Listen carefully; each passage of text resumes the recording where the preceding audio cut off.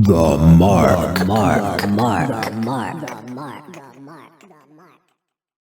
A man touches the earth with his physical feet, but he touches life with his psychological feet. His most external psychological level is sensual, a matter of sensation, a matter of the senses. That is, his most external thinking and feeling arise from what he perceives from sense. This level represents the feet of his psychological being as distinct from the feet of his physical being, and the kind of shoes that cover his feet represent his particular views, opinions, and attitudes that he wears or uses in his approach to sense-given life. Without your five senses, external life would not exist for you.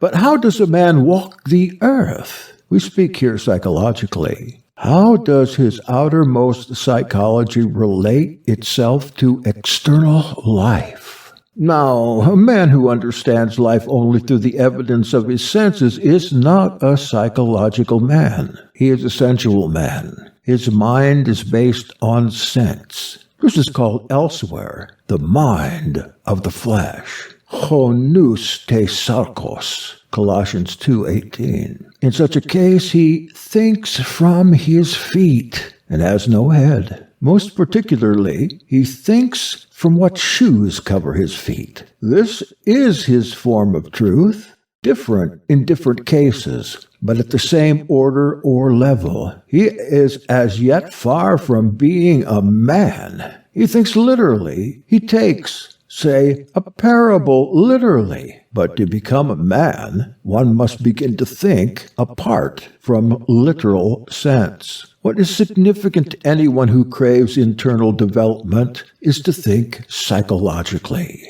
Why, for example, is it said so often in esoteric literature, as in the Scriptures, that a man must remove his shoes before entering a sacred place? It means that the sensual mind cannot understand psychological truth. So he is told to remove his shoes, that is, his sense-based truth, because the mind based on the senses and the truth formed from their evidence is not capable of comprehending a higher order or level of truth, that is, psychological truth. To put the matter in other terms, the physical man cannot comprehend the spiritual man. So when it is said that it is necessary to take off one's shoes before entering a sacred or holy place, it signifies that the sensual cannot comprehend the spiritual. Sensual thought cannot touch a level above itself. Another kind of thinking is required. The mind is at different levels, and its lowest level cannot grasp the working of higher levels. To try to understand psychological truth with the lowest, most external level of the mind is impossible. So those shoes must be removed when entering into the sphere of knowledge above sense knowledge. To drag psychological understanding down to the level of sensual understanding is to destroy everything in man that can lead to his internal development and make him a man inwardly. People try to understand God and the divine with their sensual mind. They try to understand with their shoes, not their head. When the angel appeared to Moses in the burning bush, he said to Moses, "Draw not nigh hither, put off thy shoes from off thy feet, for the place whereon thou standest is holy ground." Exodus 3:5. And when the angel with a drawn sword stood before Joshua, when he came to Jericho, he said to Joshua, "Loose thy shoe from off thy foot, for the place whereon thou standest is holy." Joshua 5:15. The disciples of Messiah, who were sent out to preach the gospel, had to go without shoes. Provide neither shoes. Matthew 10:10. A man has an organized physical body given to him. He then comes under the organization of the civilization to which we belong. This social organization is kept going by means of laws. A man commits murder. The laws of his country condemn him. But man has not a psychological body. He has no inner organization. He obeys the laws out of fear and for the sake of avoiding scandal. In himself, if all restraints were abolished, he would murder those he hates. Hate is a deep factor. In one sense, it's possible to say we all hate one another. We are told, "Thou shalt do no murder." Exodus 20:13. Literally taken, this command is kept because of the fear of consequences. Psychologically, it means that one must do no murder in one's thoughts or feelings. It is just in this inner sphere that the inner development can take place. It is the psychological meaning of the command. The psychological man is constantly the theme of vision, parable, and dream. He is divided variously into outer and inner parts. This is the same as lower and higher levels. The head represents the highest or inmost division of the psychological man. To mix the thinking of the feet, or the shoes, with that of the head is to confuse two levels. The thinking of the feet forms the shoes and is sensual, and so it concerns the outer objects of sense. The thinking of the head is psychological, and so concerns the inner meaning of things. These two orders of truth are not contradictory, but become so if they are viewed as opposites. They are not opposites, but they are on different levels. So there are different forms of truth on different levels. But if a man thinks only from his feet, he cannot understand levels. He thinks only on one level, and so turns things into opposites which are not opposites. So it comes about that when people lose all sense of levels of higher and lower, the world turns into opposites and violence. In psychological language, clothes, coverings, garments denote what the psychological man wears, that is, what truth he follows. So the naked man is man naked psychologically without mental clothes. He is the man without a psychology, without any kind of truth. It is said in Revelation, "Blessed is he that watcheth and keepeth his garments, lest he walk naked, and they see his shame." Revelation 16:15. The meaning is psychological, not physical. But what must be clothed? In one place it is said that the king was naked. When the Son of Man shall come into his glory and all the angels with him, then shall he sit on the throne of his glory. And before him shall be gathered all the nations, and he shall separate them one from another, as the shepherd separateth his sheep from the goats. And he shall set the sheep on his right hand, but the goats on the left. Then shall the king say unto them on his right hand, Come, ye blessed of my Father, inherit the kingdom prepared for you from the foundation of the world. For I was an hungered, and ye gave me meat. I was thirsty, and ye gave me drink. I was a stranger, and ye took me in. Naked, and ye clothed me. I was sick, and ye visited me.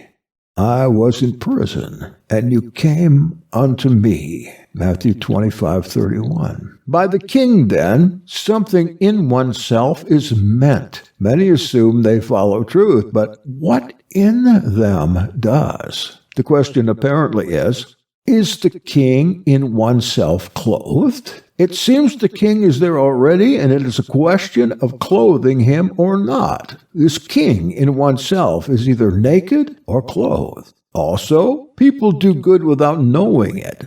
That is from goodness. Does not the parable go on to say, Then shall the righteous answer him, saying, Master, when saw we thee an hungered, and fed thee, or athirst, and gave thee drink? And when saw we thee a stranger, and took thee in, or naked, and clothed thee?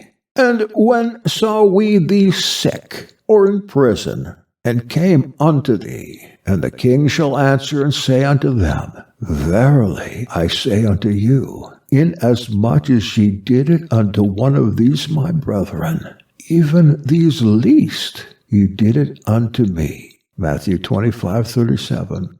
We understand that the physical man is composed of visible flesh and blood and bones. We do not understand that the psychological man is composed of invisible thoughts and feelings and desires. What he thinks and desires determines the quality of the psychological man. But while the given physical body is ordered and can work harmoniously, the psychological body is not given and is by no means ordered. A man may think one thing, feel another, and desire a third. From this point of view, man's task is to bring about order in the psychological body, which is in disorder. For this reason, there has always existed a literature, under various guises, that does not refer to the physical, but the psychological man. As, for example, the fragments of teaching preserved in the Gospels and many other fragments. But again, we're going wrong because this psychological man is in some way already there in us. Only we have to clothe him. Shall we say then that he is either naked or wrongly clothed? And that the task is to cover him from foot to head in the right garments? Recollect that the king apparently is there, either naked or clothed, and that in those cases where he is left naked, the person has failed, and in those cases where he is clothed, the person has not failed. To purify the thinking, change the mind, is symbolized by washing with water. This is washing the mind from the senses. The basin is the receptive vessel to hold the water, to concentrate in. The feet are the lowest mind in contact with the external world. This must be changed in this life. After that, he poureth water into a basin and began to wash the disciples' feet, and to wipe them with the towel wherewith he was girded. Then cometh he to Simon Peter, and Peter said unto him, Master, dost thou wash my feet? Yeshua answered and said unto him, What I do thou knowest not now, but thou shalt know hereafter. Peter said unto him, Thou shalt never wash my feet. Yeshua answered him, If I wash thee not, thou hast no part with me. Simon Peter saith unto him, Master, not my feet only, but also my hands and my head. Yeshua saith to him, He that is washed needeth not save to wash his feet, but is clean every whit. And ye are clean, but not all. John 13:5. The Mark. Part 2. In the first 5 books of the Old Testament, called the Pentateuch, and attributed to Moses, a great number of extraordinary stories are found, which are usually regarded as historical. For example, there's the story of Vero and the butler and the baker, which occurs in Genesis 40, which apparently has no particular meaning, and as it stands, seems quite trivial. However, it is susceptible of being understood as having an inner meaning. Or again, there's the great story about Moses getting the children of Israel out of Egypt and the power of Pharaoh, that is, the Exodus. But this, no doubt, can again be taken historically, that is, in the sense that Egypt means Egypt, and Pharaoh means Pharaoh, just as in the previous example. The butler can be taken as the actual butler, and the baker as the actual baker. Let us now take the movement of the children of Israel out of Egypt and their journey towards the promised land not literally, but as a parable having a psychological significance quite apart from any historical significance. Let us take it, in other words, as referring to a man moving away from some power signified by Pharaoh in Egypt and journeying toward a new state of himself. All esoteric teaching concerns a lower and a higher level, and the essence of esotericism consists in the fact that man is capable of undergoing a transformation and attaining a new level of himself. Man has to escape from the power of Pharaoh and Egypt and move in another direction, first signified as the wilderness and eventually as the promised land.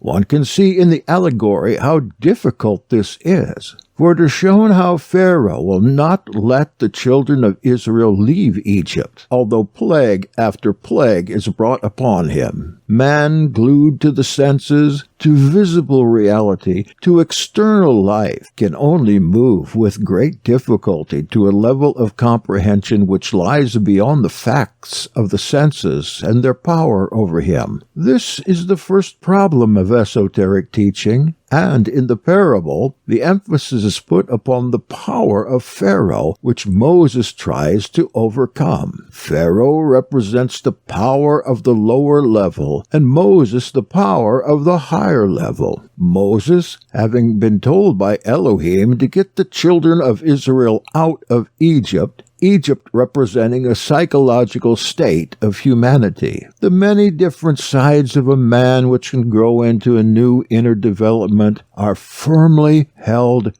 down in Egypt by Pharaoh. That is, by the power of the lower level of understanding gained solely through the world as it appears to the senses and the understanding that we gain from this first source of meaning. This level of interpretation is Egypt, and Pharaoh is the concentrated power of this level. He can be compared with the ruler of the feast in the parable of the marriage at Cana. Let us look at some definitions in the Old Testament as to the meaning of Egypt. In that extraordinary book called Isaiah, which is full of psychological interpretation and offers a key almost to the earlier books of the Old Testament, it is said, "Now the Egyptians are men, and not Elohim, and their horses flesh, and not spirit." Isaiah 31:3. From this we can see that if we take the narrative of the emancipation of the children of Israel as meaning psychologically the passage from a state of flesh to a state of spirit, we must understand that a mental transformation is signified. In one of the epistles of the New Testament, Paul speaks of the mind of the flesh or the carnal mind, Colossians 2:18. "Let no man beguile you of your reward in a voluntary humility and worshipping of angels, intruding into those things which he hath not seen, vainly puffed up by his fleshly mind." Therefore, if we apply the story of the children of Israel in Egypt to an interpretation above any literal historical meaning, we can begin to understand that it is about the emancipation of a man glued to the evidence of his senses, the man of sensible facts, and his development into a new state of understanding based on principles and meanings coming from another level of insight, that is, a passage from flesh to spirit. The horse, which is what a man rides on, represents in the ancient language of parables, of which many traces exist in ancient Greek mythology, the intellect or mind. When Isaiah says that the horses of Egypt are flesh and not spirit, he gives a clue to the whole meaning of the Exodus from Egypt. He enables us to understand the whole matter psychologically. Pharaoh is flesh. Moses is spirit. It is we ourselves who have to get our children of Israel out of Egypt. Since everything in esoteric psychology is about man himself and his possibilities, and with what things he has to go in himself, and what things he must give up and separate himself from, we can realize that the great parables are not capable of cut-and-dried explanation, nor indeed are they comprehensible to us save in a small degree, depending on our state of understanding meaning apart from literal meaning. Behind the words used lies an inner sense, but this inner sense does not fit in easily with our ordinary mind. We have to think in a new way and see connections which, although psychological, are not literally logical. In trying to comprehend some inner meaning in the story of Pharaoh and his butler and baker, we must take Pharaoh, in this case, as meaning a man based on his senses, beginning to undergo a change in his understanding. It is, so to speak, your Pharaoh. It stands firmly in the senses and their evidence. The butler and the baker represent two sides of oneself, one of which has to be hanged, and one of which is redeemed. In this story, we see that Egypt is transformed through the influence of Joseph, who finally becomes controller of Egypt. It is the same story as that concerning the exodus of the children of Israel from Egypt, but told in another way. The psychological idea is the same, but in this case, Egypt itself is brought under a new mastery. When we understand that all these parables refer to man himself and have really no historical significance, and that they must be taken apart from their literal meaning, then it's not difficult to understand that they are really speaking about the same thing: the emancipation of man from a lower level and his transformation into a being of a higher level, although the casting of the imagery is various.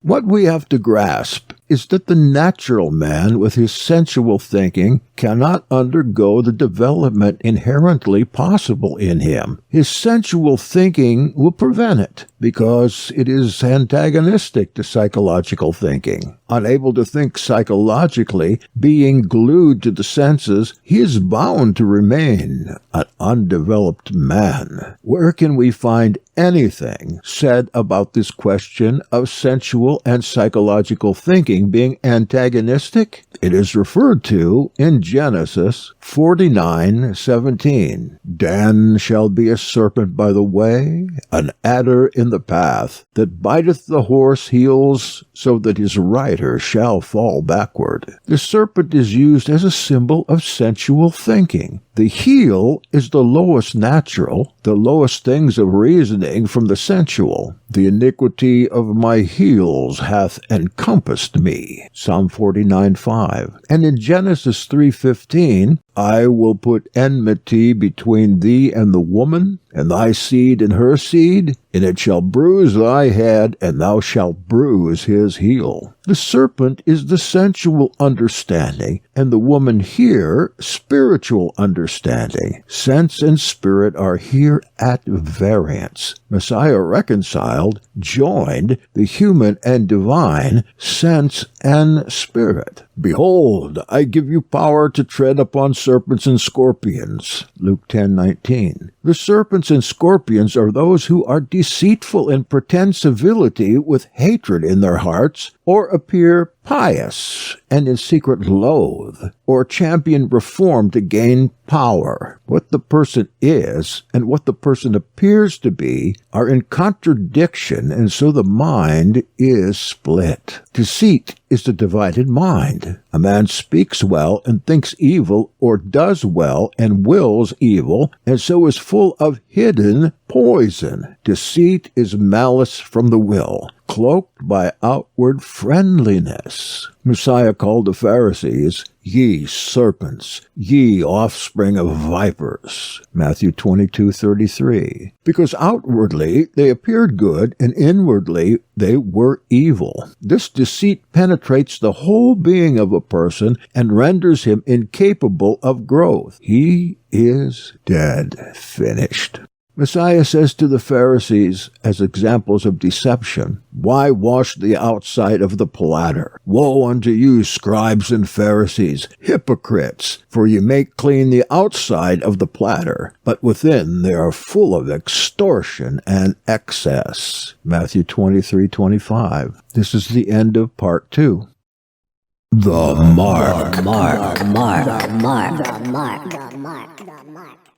Part 3. The word translated as faith, pistis, in the New Testament means more than belief. It means another kind of thinking. Let us take an example from the Gospels. In Matthew 16, 5-12 AV, it is said, "And when his disciples were come to the other side, they had forgotten to take bread.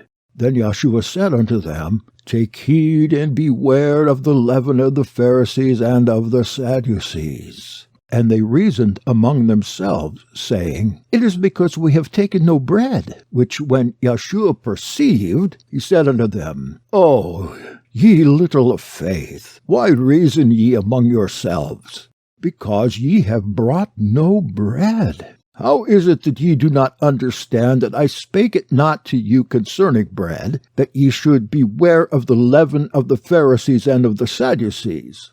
Then understood they how he bade them beware not of the leaven of bread, but of the doctrine of the Pharisees and of the Sadducees. In this incident, it is clear that the disciples took something said by Messiah in its sensual meaning, that is, according to the literal sense of the words. Messiah told them that this was a sign that they had little faith. It's not a question of belief. They may have believed greatly in the seen Messiah, yet they had little faith. What does this mean? It means that faith is something more than belief. In this case, faith means understanding on a level other than literal understanding.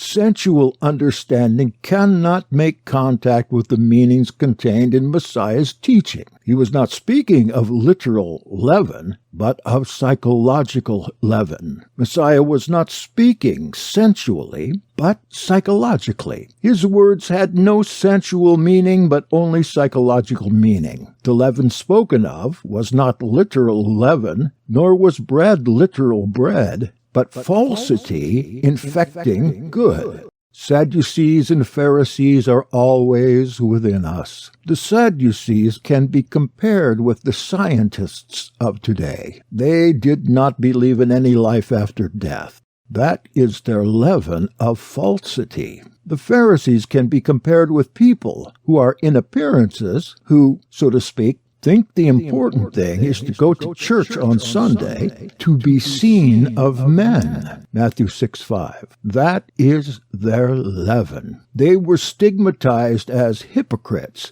without inner belief. Now Messiah here connects the disciples' lack of psychological understanding and consequent inability to see what was meant with littleness of faith. In other words, Messiah connects the capacity of psychological understanding with the possession of faith, and sensual understanding with littleness of faith, or even elsewhere with blindness, with complete absence of faith and inner death. Faith is necessary to open a part of the mind not opened by the senses. Let us now turn to some other passages concerning faith and its high meanings. Many may have believed in Messiah as a visible miracle worker. They believed through what they saw, through evidence of the senses. But in Hebrews 11:1, faith is called a basis for belief in what is not seen. But faith is a basis for things hoped for, a conviction of things unseen. It's not only a conviction of things unseen, but it is a basis or plane on which another world of relations and values can be reached, one that is above the seen world and the cause of it. So the unknown writer of Hebrews continues in these words, It is faith that lets us understand how the worlds were fashioned by Elohim's word, how it was that from things unseen, all that we see took their origin. Hebrews 11:3. The writer goes on to describe how through the possession of faith certain things have been done. Now, although it may be true that nowhere in the Scriptures is faith exactly defined, but chiefly its effects, certain things are said about it, as above, to show it has to do with an inner perception of scale. If faith causes a man to perceive in his mind that a world invisible to sense lies above the seen world and is the cause of it, then he perceives things in scale, that is, in terms of higher and lower levels. When the centurion said that he was a man who was under authority, who was under those above him in authority, while he himself had those who were under him in rank, and added that it must be the same with Messiah, he was speaking in terms of scale. He meant that Messiah only had to give orders, and his sick servant would be healed. On hearing this, Messiah exclaimed that never before had he met anyone who understood better what faith meant. It is related that a centurion sent messengers to Messiah asking him to heal his servant, and Yahshua went with them. And when he was now not far from the house, the centurion sent friends to him, saying unto him, Master, trouble not thyself, for I am not worthy that thou shouldst come under my roof. Wherefore neither thought I myself worthy to come unto thee, but say the word, and my servant shall be healed. For I also am a man set under authority, having under myself soldiers. And I say to this one, Go, and he goeth, and to another, Come, and he cometh, and to my servant, Do this, and he doeth it. And when Yahshua heard these things, he marveled at him, and turned and said to the multitude that followed him, I say unto you, I have not found so great faith, no, not in Israel. And they that were sent, returning to the house, found the servant whole. Luke 7:6 and following. To return to Hebrews, the writer goes on to say, it is impossible to please Elohim without faith, 11:6. That is, it is impossible without the basis or foundation of faith, which makes it possible for a man to think beyond the evidence of his senses and realize the existence of invisible scale and understand psychological meaning. To realize scale means to realize that there are different levels of meaning. Literal meaning is one thing, psychological or spiritual meaning is another thing, although the words used are the same. For example, we saw that the word yeast, used in the incident quoted, indicated two levels of meaning. The disciples took it on the lower level and were told it was because their faith was little. Their thinking was sensual. They had difficulty in thinking in a new way on another level, and their psychological thinking was so weak just because they were based on sense and not on faith. Thus, sense and faith describe two ways of thinking, not opposites, not antagonistic, but on different levels. For without the perception of scale and levels, things are made to be opposite when they are not so, and man's mind is split into either or, which leads to endless confusions and mental wrangles and miseries. The writer goes on to say, nobody reaches Elohim's presence until he has learned to believe that Elohim exists and that he rewards those that try to find him. 11:6. It is apparent that if scale is behind all things, if order is scale, and if to set in order is to set in scale, then what is higher and what is lower must exist. To everything there must be an above and a below. A man who cannot perceive scale, visible and invisible, as did the centurion by means of his psychological understanding due to his great faith, will be shut to the intuitions that only faith opens out of every mind that hitherto has been asleep in the senses and the limited world revealed by them. And this ends part 3. The mark.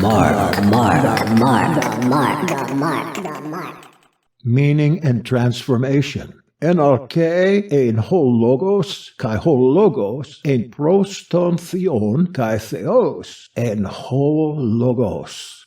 At the beginning of time, meaning already was, and Elohim had meaning with him, and Elohim was meaning. An interpretation of John 1:1. What happens when a man finds no meaning in anything he has and at the same time has no feeling of Elohim? Meaninglessness is a terrible illness. It has to be got over. It's the same as godlessness. Because if you say there is no God, because if you say there is no Elohim, you are saying that there is no meaning in things. But if you think there is meaning, you believe in Elohim.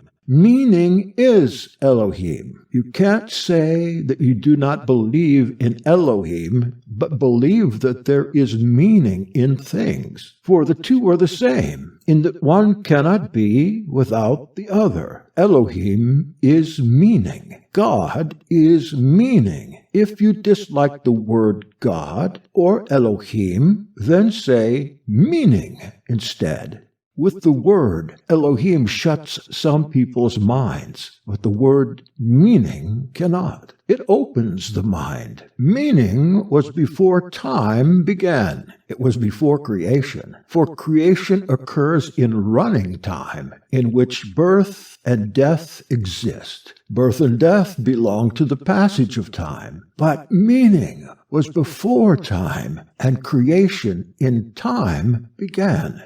There is no way of describing existence in the higher dimensional world outside time, save by the language of passing time, of past, present, and future. Meaning is, not was, before the beginning of creation in time. It does not belong to what is becoming and passing away, but to what is above time.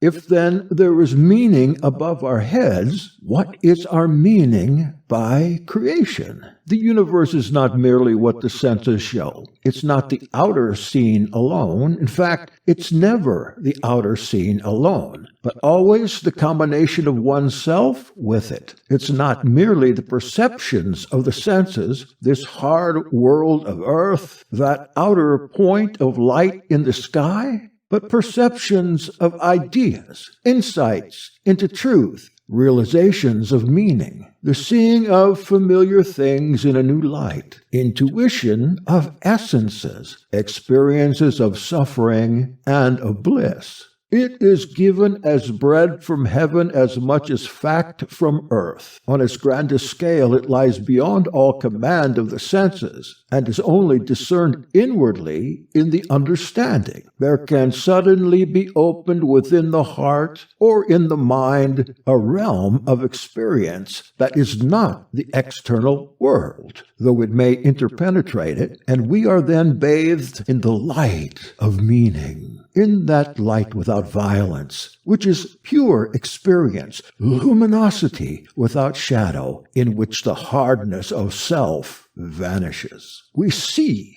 with the authority that meaning gives us. We touch without the sense of separateness and externality that all physical touch inevitably gives us.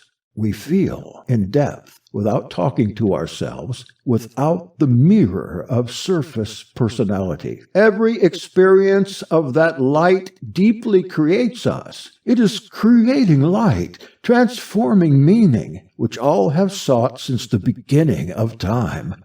Light that can do no violence to anyone, meaning that shows us what we have always known and never had the strength to remember. Not only do we feel ourselves created by every experience of that light, but this, we say, is what we are always looking for. This meaning, this reality, this bliss that we have misinterpreted and sought in 1,000 useless physical directions. This is what we all desire, which the outer light of life pretends to offer but never properly gives. This union, which we perceive really is union, the secret idea behind our odd, searching, incomplete lives. How is this light obtained? How can we obtain this union with meaning? Through what does it shine? Where must the knife enter to open a way for it? It has always been spoken about. A man must begin to dissect himself away from himself to find it. This, in brief, is the substance of all teachings concerning it.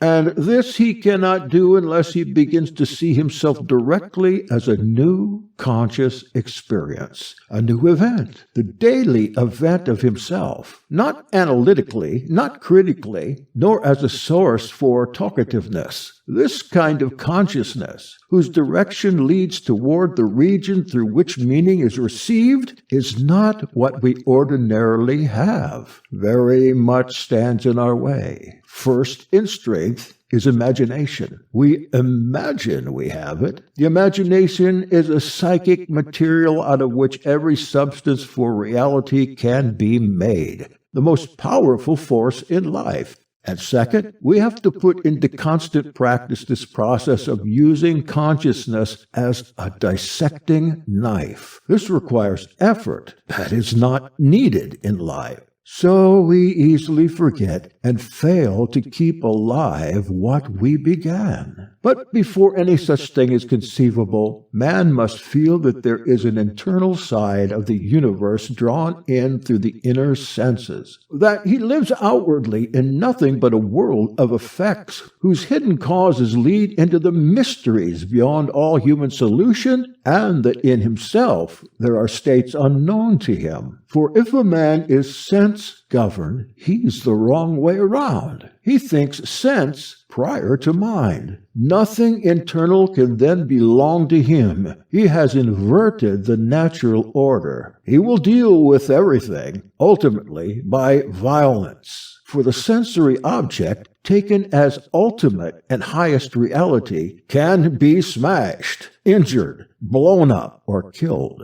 That is why materialism is so dangerous, psychologically, spiritually. It not only closes the mind and its possible in-given development, but turns everything the wrong way round. So much so that man seriously explains the house by its bricks, or the universe by its atoms, and is content with explanations extraordinarily poor of this quality. The object of every church has always been the salvation of man, and in himself man is the church, communicating with what is above and what is below, having an outer and an inner side. The great cathedrals are nothing but half-beautiful, unfinished representations of a man.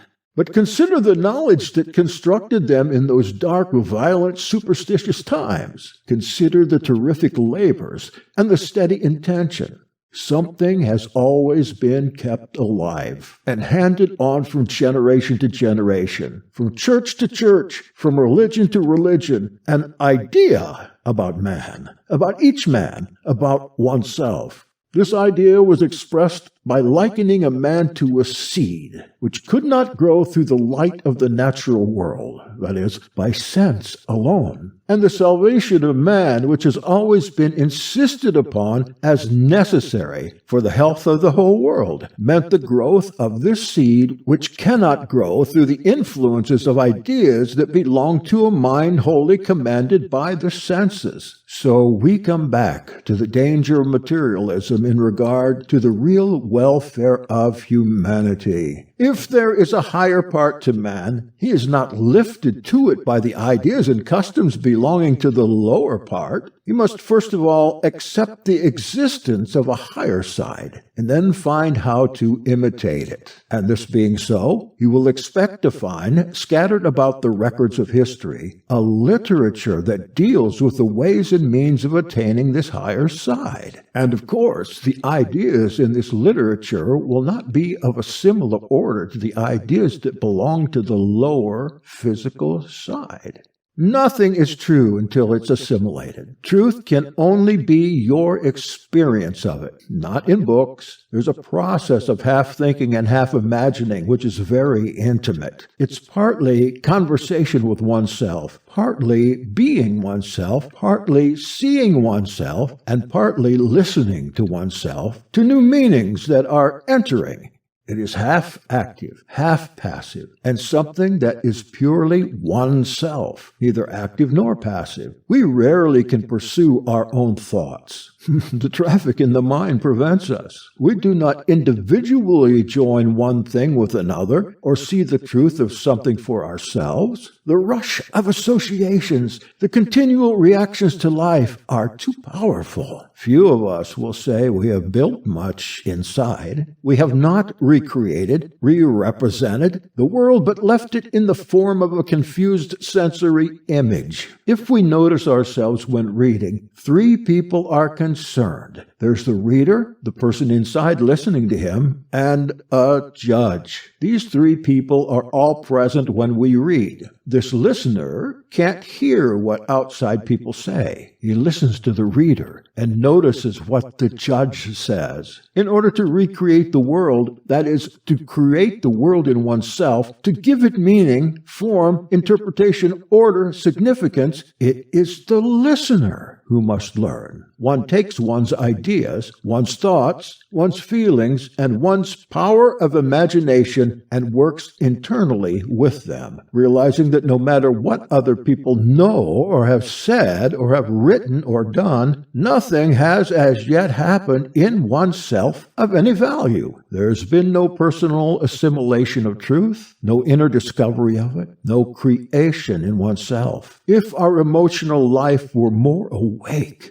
then the union of thought and emotion would feed this deepest and most real part of us, and we would feel the happiness that comes from the mingling of meaning with life. And our behavior would be different, because everything would present itself to us with infinitely more differences than is possible as long as we receive everything in a habitual way.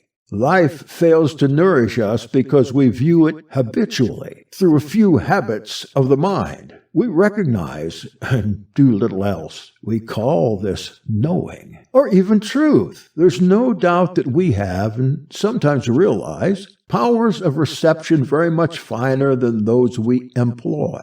And if we seek to define what development can mean, we can say that it consists in the far more conscious reception of daily life through the use of these powers, a far finer perception whose direction is toward both the inner and the outer. That would mean having continually to stand aside, through a continual recognition of them, from habits of mind and feeling, to dissect ourselves from ourselves. As it is, we allow our lives to become a monotonous repetition, not seeing the cause in ourselves, but in our circumstances. Consciousness is unshareable. Our consciousness, your consciousness is your own. Mine is mine. Since consciousness is unshareable, the whole direction of one's life should be towards experiencing everything for oneself, to be conscious to oneself of oneself, to see for oneself, and to be able to do for oneself. Only in this way is anything created in oneself, and once created, it's one's own and is permanent and is real. So everything is fresh, everything is new, everything is untouched and unspoiled by previous explorers. Everything is at a certain stage in thought, feeling, in understanding, in experiencing. It's impossible for growth in meaning to borrow truth. To be told dogmatically what is true is to accept mass truth. It can only be an experience according to one stage. No one can taste an apple for you. A description of how it tastes, that's useless. Just in the same way, in everything that really matters, no one can really help you. Only your own power of seeing the truth of anything can help you. And it's exactly this power which we seek to throw away in the hope of finding something easier. In every situation and problem, if we could go deep enough into ourselves, away from habitual reaction, we would know what to do, because we would light upon new meaning and see the situation transform. The end of Part 4. The Mark. Part 5. The Voluntary Act. The chief preliminary voluntary act, and it needs to be lifelong in its voluntariness, toward the inner spirit, the source and conveyor of meaning, is that of affirmation. Only by this act does all that is outward, external, and dead become connected with what is internal and alive. This is the chief of all psychological, spiritual acts. It is the preliminary, and at the same time the continually renewable act, whereby psychology, in the deepest sense, that is, the science of personal evolution, begins. The final goal of it, far ahead, is the unity of oneself. Man becomes gradually united through himself, with himself, and not merely with what he accidentally has become and believes himself to be. Affirmation is not by argument, but by understanding. Negation leads always to an inner deprivation, and so to an increasing superficiality, impatience, loss of meaning, and violence. One can always deny what is easier.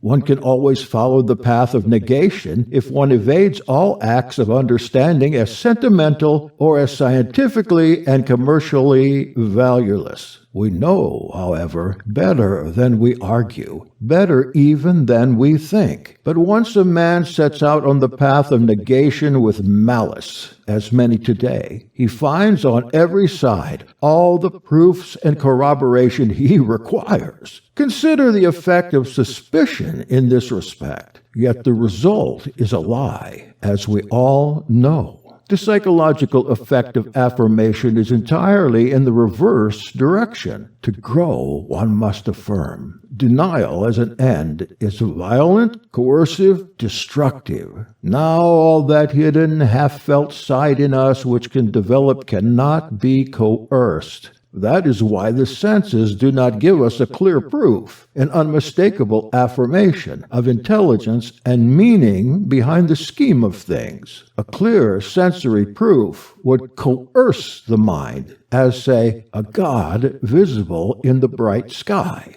The conviction that there must be something, when it springs from the understanding, the inner intimate reflections, coerces no one. It opens the mind in certain vitally important directions. We can all be dragged down by the aspect that seen life presents, its horrors, injustice, and suffering.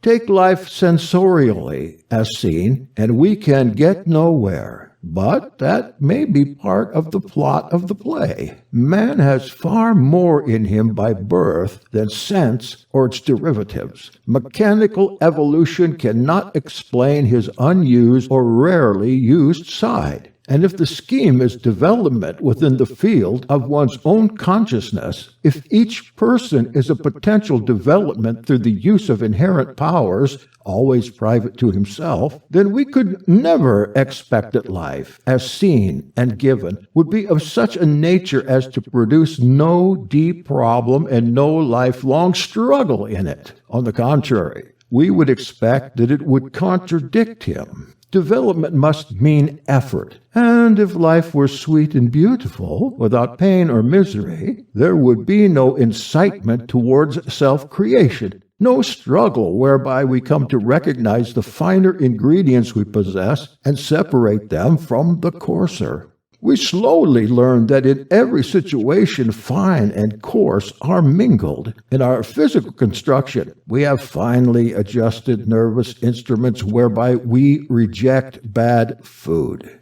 We have also a digestive machinery which assimilates the finer and eliminates the coarser. But in the realm of living of our lives, a corresponding machinery does not exist. It has to be created, and this creates us. For this reason, in every age, we need teaching of a special sort. What, for example, is the inner meaning of the parables in the Gospels, save an indication of how to create such a selective machinery, and so how to become man? Here is a method of self-creation, once we understand and apply the given ideas. At this point, it can be said, a man begins to exist, realizing suddenly what it means to begin to live consciously. He is no longer a creature driven to and fro by circumstances, by fashion, and by the latest craze. He is no longer so much a slave to the terrible machinery of life in which everyone is turning.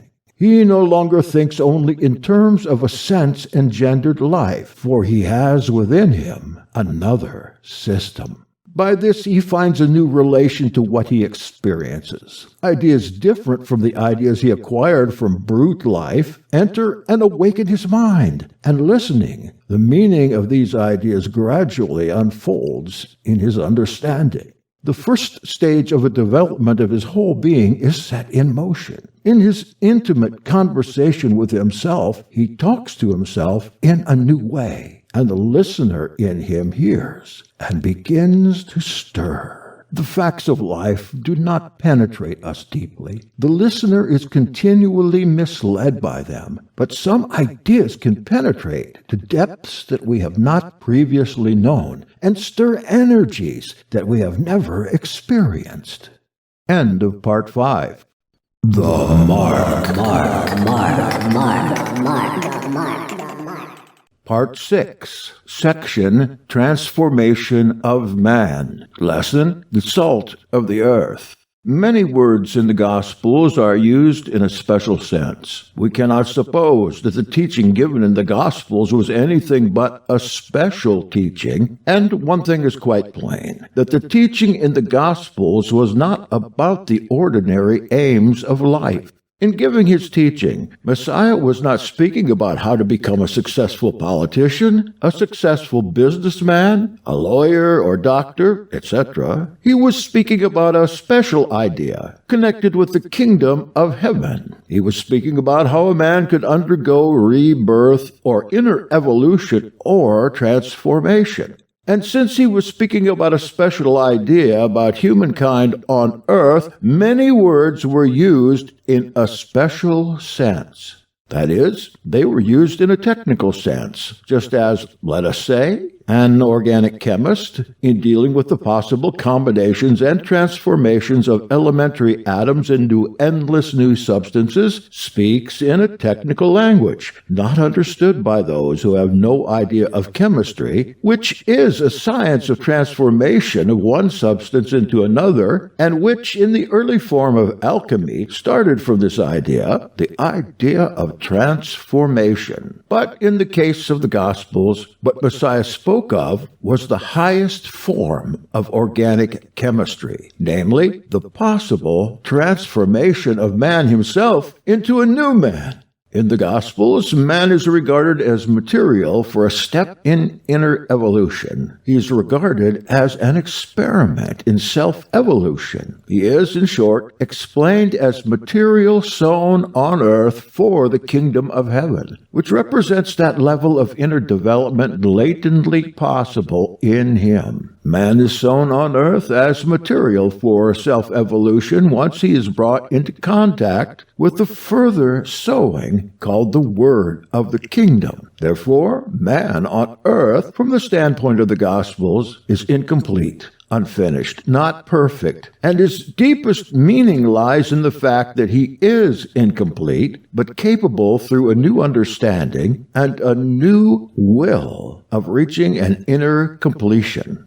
The further stage of a man cannot be reached by outer compulsion. No rules, no enforced regulations, no strict rituals, no external coercion can bring it about. The self-evolution, the rebirth, and so the fulfillment of a man can only be brought about through himself, through his own individual seeing the truth, his own understanding of it, his own desire for it, his own will applied to it. This is the supreme idea of man on earth, as taught by Messiah, sown on earth as a seed for the kingdom. In this sense, he can remain seed, a child of earth, or he can only by hearing a teaching similar to that given by Messiah, by his own insight, his own thought, his own inner grasp, evolve or not. No one can make him his own evolution. No exhortations, no restrictions, no penalties, no laws, no forms of outer compulsion can make him evolve in and from himself. It is his own question, a matter of his own inner choice, a matter of his deepest, most individual understanding. A man either begins to see for himself, to understand from himself, or he doesn't. It's all left, as it were, free for him to decide in himself and from himself. It is left free for a man to serve life or serve the kingdom of heaven.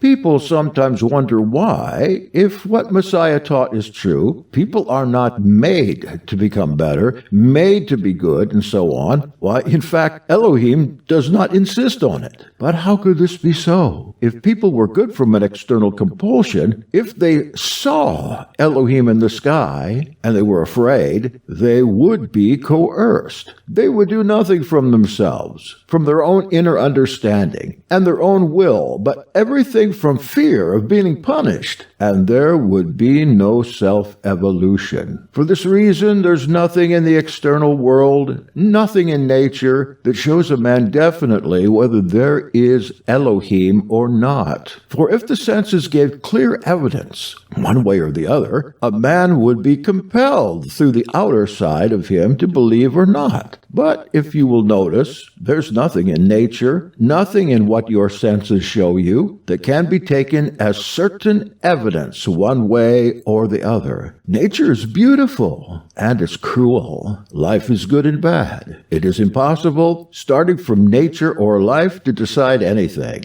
In other words, nothing compels a man from the outside. Nothing external via sense coerces him, and this fact is in itself extraordinary. You can interpret nature or life just as you please, but it's not extraordinary if you understand that man is sown on earth for the purpose of individual rebirth, individual inner development, from his own choice, from his own deepest reflection and thought, from his own experience, and finally, his own understanding or will. In short, that he is born as material for self-evolution to the level of the kingdom. It's not a question of man's understanding, which is so insisted upon in the Gospels, namely, those who have ears to hear, for a man is first his understanding, not his body, not his face, not his outer physical appearance. And second, a man is his will applied to his understanding. Now this is the man of the kingdom. And you must realize that a man may be far on in life and far on in knowledge, and yet have no understanding, and still less the will to live what he has seen and understood. So, seen in the light of the teaching of the higher level, that is, in the light of the teaching in the Gospels about the kingdom, about the higher man, every man is nothing but his understanding and his will in relationship to it. This is the real man in regard to the idea of the kingdom of heaven, no matter what he is externally, in position, in life, in appearance, and so on. The real man is his understanding of the teaching of the higher man and his will toward it. It's not surprising, therefore, to find that many technical words are used in the Gospels that refer to the science of the higher man or the man of the kingdom.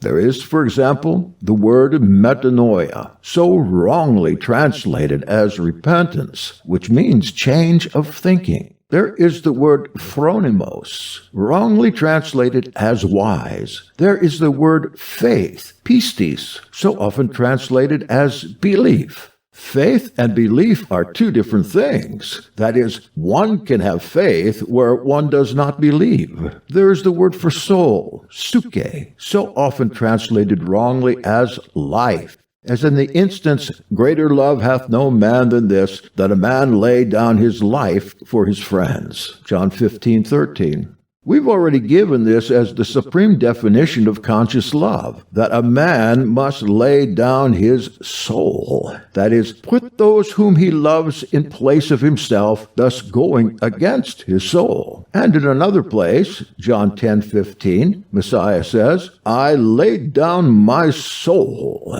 translated life, for my sheep. But we must now study another word used in a technical way that requires explanation. This is the word salt. There are several passages in the Gospels in which the word salt is used. What does salt mean? In what technical meaning was this word used? Salt is good, but if the salt have lost its savor, wherewith will you season it? Have salt in yourselves, and be at peace with one another. Mark 9:50.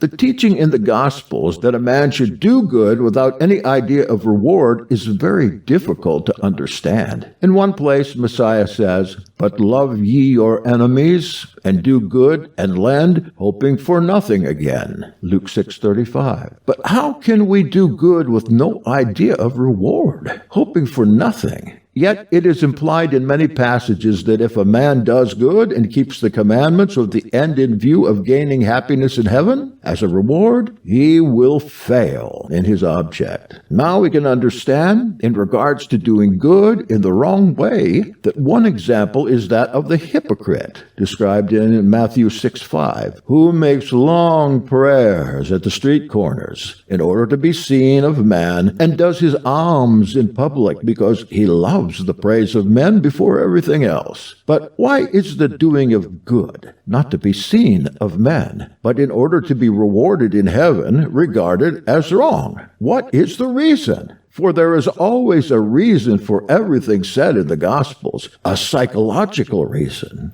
a spiritual reason, connected with what helps or hinders a man's inner evolution. I mean that the Gospels do not contain a collection of arbitrary rules and moral precepts, but are a set of psychological charts and directions, some simple, some very complicated at first sight, which, if a man could understand them, and if he could carry out their instructions rightly, would lead him inevitably to the discovery of the kingdom of heaven in himself. Now, one of the things that is clearly said is that a man must first hear and then do what Messiah teaches. That is, he must first understand, for to try to do anything without first understanding what it is can lead nowhere. Then he must begin to do what he thinks he has understood, that is, live it. But a man may do what he thinks he understands in the wrong way and from a wrong motive or a wrong side of himself. And it is here that the teaching that a man should do good without any idea of reward comes in. The reason why a man must not do good with the end in view of a reward in heaven is because he is then acting only from self. That is, expressed in the technical language of the Gospels, he's not acting from those emotions termed love of Elohim and love of neighbor, but only from love of self, and because of this, this cannot reach the level of the kingdom of heaven. For we're made to understand that the kingdom of heaven is founded on love of Elohim and love of neighbor, in contradistinction to the kingdom of hell, which is founded on love of self and hatred of one's neighbor. And this means that a man doing everything for the sake of an eventual reward, and so from the love of self and self-interest, can neither see nor reach the kingdom of heaven. For Messiah says a man must be born again or anew before he can see the kingdom. And one meaning of that saying is that a man must get beyond self or become poor in spirit, as the state is described in the first beatitude. Vanity, self-conceit, pride, contempt of others, and all the endless coarse and subtle emotions and their derivative thoughts make a man rich in spirit and belong to the single root of the self-love from which a man must begin to detach himself. What is the psychological significance of looking back? In the story of the destruction of Sodom and Gomorrah, Lot's wife looked back. She was turned into a pillar of salt. Salt signifies many psychological things, good and bad. It can kill and preserve. Messiah said, "Have salt," to his disciples, arguing about who was first. But salt can conduct the meaning of psychological sterility. Messiah didn't mean be psychologically sterile, but the reverse, as if the meaning were laugh at yourself more. Don't be so serious. In this particular sense of becoming useless, one who looks back becomes internally sterile, dead, although walking. In two very strange parables, Messiah connected their hidden meaning with Lot's wife. Likewise, even as it came to pass in the days of Lot, they ate, they drank, they bought, they sold, they planted, they builded. But in the day that Lot went out from Sodom, it rained fire and brimstone from heaven and destroyed them all. After the same manner shall it be in the day that the Son of Man is revealed. In that day he which shall be on the housetop, and his goods in the house, let him not go down to take them away. And let him that is in the field likewise not return back. Remember Lot's wife. Luke 17:28-32. In these two parables, we can at least see that the idea of not going back appears. And since Lot's wife is mentioned, going back and looking back must have a common meaning of inner death, inner sterileness. This can't mean what Messiah said when his disciples were quarreling about who should be first. To them, Messiah said, "Have salt one with another." When the future is becoming obscure, one looks back or goes back even to infantility. If hope is lost and replaced by fear, the illnesses that this internal retreat in one's time body, that is one's life, causes are due to failure of the internal spirit which, in spite of outer difficulties, must fight, must go on. In the esoteric conception, man has an inner goal, the approach to which constitutes his real meaning and is a matter of his inner understanding, which has to do with faith, and so is a question of the activity of the externally unsupported spirit. A man gives up spiritual striving in the real sense of he himself and begins to look back or goes back. He is disturbed by outer trouble. So he becomes sterile and probably more successful in life. But spiritually he becomes a pillar of salt because he gives up something indefinable and yet known to everyone internally, if they wish to know it. Is this not one of the most difficult things to see and understand in one's own case? How many little pillars of salt lie in one's time body, in one's living past? And how many pillars of salt exist in life, walking the streets daily? What then does have salt one with another mean? Messiah said to his disciples, "Everyone shall be salted with fire. Salt is good, but if the salt have lost its saltness, wherewith will ye season it? Have salt in yourselves, and be at peace one with another." Mark 9:49 following. There is the common phrase relating to a man who is not overwhelmed by life and so negative. That is, he has good salty talk. Salt has its meaning as what preserves, what keeps things from going bad in oneself. A man can easily take the continual changing events of life, the same for everyone, with or without salt. He can be broken, depressed by them or not. In the case Messiah spoke of, the disciples were disputing about who was the best, who was first. One of the commonest sources of self-pity, grievance, and resulting violence. Not to be able to laugh at oneself, to take oneself tragically, is absence of salt. A little wit about oneself, yes, a little of the salt of wit will give another approach to life. Real esotericism should give a man salt, as sectarian religion so rarely does. End of part 6. The Mark. Transformation. Lot's wife. The story of Lot's wife, as told in the Old Testament, has a psychological meaning, but we can, of course, regard it as a literal story describing how a woman, by looking back, was turned into a pillar of salt. Yet this view is scarcely possible if we take into consideration a remark made in the Gospels that refers to Lot's wife. Messiah is speaking in a very strange way about what he calls the consummation of the age, or the end of the world.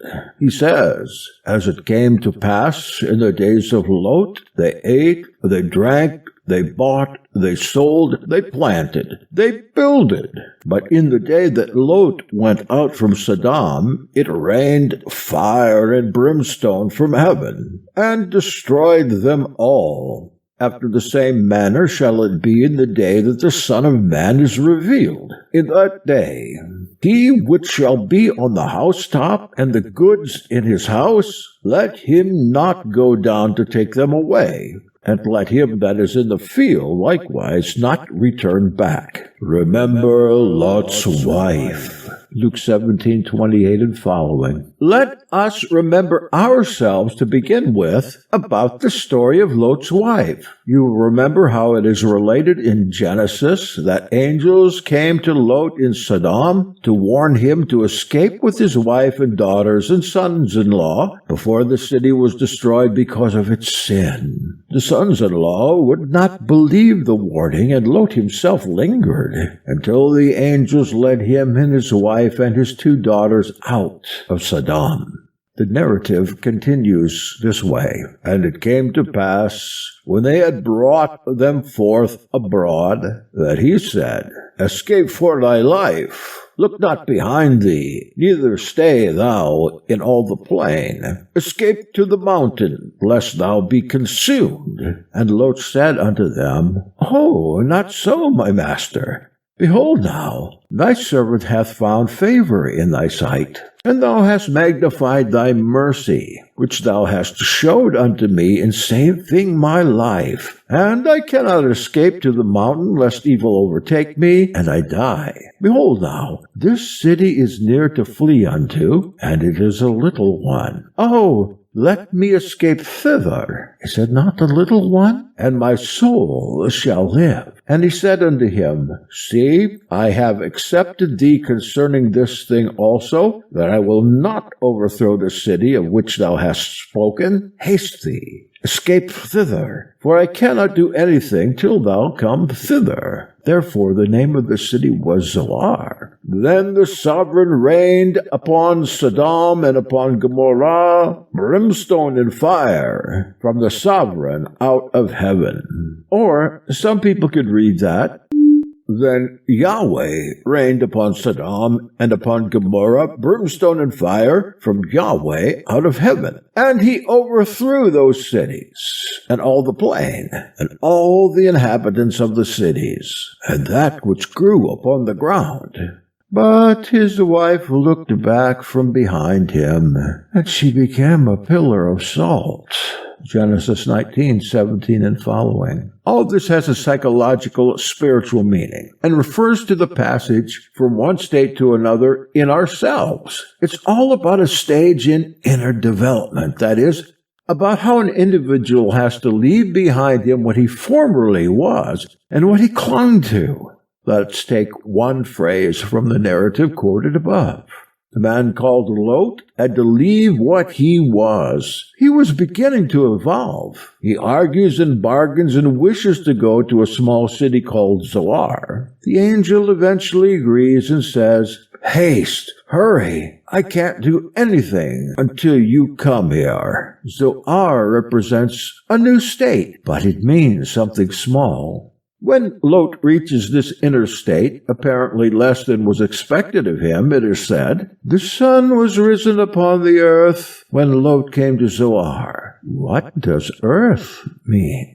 In the Master's Prayer, it is said, "May thy will be done on earth as it is in heaven." When a man passes, in his inner development, to a new stage of understanding, the sun rises upon the earth. A man's earth is in himself. To evolve, a man must leave this earth that is himself. Notice that all the cities of the plain and all that grew upon the ground were destroyed. Lot, as he was, is told that he must escape to the mountain. That is, reach something at a higher level in himself. The angel says he can't help Lot unless he separates from the old state, called Sodom, and comes into a certain new state called Zoar. His previous state can't be destroyed until he touches a new understanding. But Lot doubts.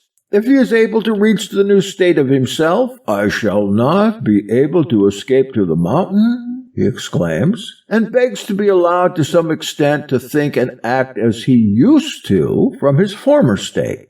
A new state is reached where a man not only sees for himself the truth of the esoteric knowledge that he has been given, but, as it were, becomes it in his practice of life so that it is a part of him that he cannot do without and no longer merely something he knows or can call to memory when he finds the time. There is a great difference, and indeed an incommensurable difference, between what a man knows and what he is. Nor can what he knows become a living part of him unless he sees the supreme good of it and realizes that the good of it is its highest aspect and far more important than the knowledge that leads to it. First he sees the truth of it, and the good of it. All esoteric knowledge is germinal, in that it leads on to another stage, and in fact continually grows and transforms its meaning. So it changes in the man as the man changes, and he can't go back and cling hold of what he once understood, for that is to return to what he has already left behind. His previous understanding will indeed now be dangerous to him. One must lose one form of life to gain a new one. Isaiah speaks of Lot in connection with the consummation of the age, or what some people call the end of the world, when the Son of Man shall be revealed. But it refers to a man's inner state, and the passing from one state to another. That's why it's said, "Whosoever shall seek to gain his life shall lose it. But whoever shall lose his life shall preserve it." That's Luke 17:33 and following. It refers to a man reaching a certain understanding where what was holy to him ceases to have any meaning. That is, where his ordinary basis and ordinary values, what he has held as sacred, no longer have any meaning for him. Here is the point where something can take place in him. So it is said in the corresponding passage in Matthew, "When therefore ye see the abomination of desolation which was spoken of by Daniel the prophet standing in the holy place," that is the kadosh, let him that readeth understand. Then let them that are in Judea flee to the mountains. Let him who is on the housetop not go down to take out the things that are in his house. Let him that is in the field not return back to take his cloak. But woe unto them that are with child, and to them that give suck in those days. Matthew 24:15.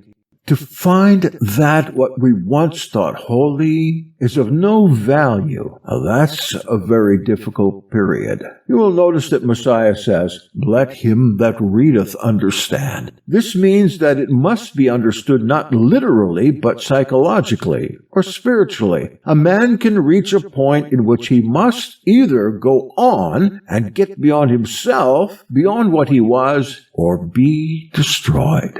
Lot was reluctant to move. His own city of Sodom was himself as he was. He had to move away from himself, or else die. When the abomination of desolation stands in the place that is set apart, then escape to the mountains is necessary, because to lose values and meanings is the worst thing. But life is meant to bring us to that point, and here esoteric teaching. The mountains can meet you. One's former life, that is, all that is useless in it, can then be destroyed, as was Sodom, the city of the plain. The whole story is about this interchange and rebirth, about leaving the level at which one was and reaching a new level. You remember, or you can read, that the episode of Lot in Sodom follows on a visit of 3 strange men called angels to Avram and his wife Sarai, who have both reached the age of 90, and they are told they will have a child. Avram is renamed Avraham, and Sarai renamed Sarah, that is, princess. In both cases, a letter He, one of the sacred letters in the name Yahweh, is inserted. You must understand that the whole narrative is psychological and refers not to a literal child, but to regeneration or rebirth.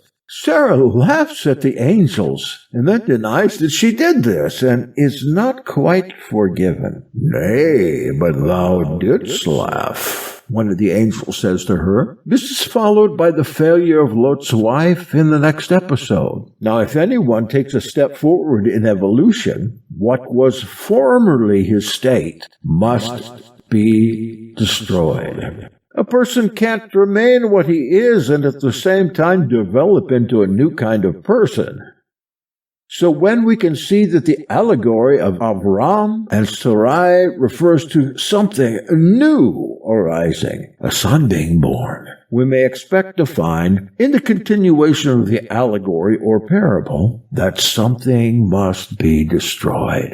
The new can't be contained in the old, as we spoke of before. The new must destroy the old, taking from it what is necessary. To put new wine into old bottles is mentioned in the Gospels in illustration of this truth. However, since everyone thinks that they can change and yet remain as they are, or, to put it differently, imagines that change of themselves has nothing to do with becoming quite different from what they are, it's difficult to understand that when any reference in Scripture is made to a new state, as a son being born to Avram and Sarai, that it will naturally be accompanied by some reference to death.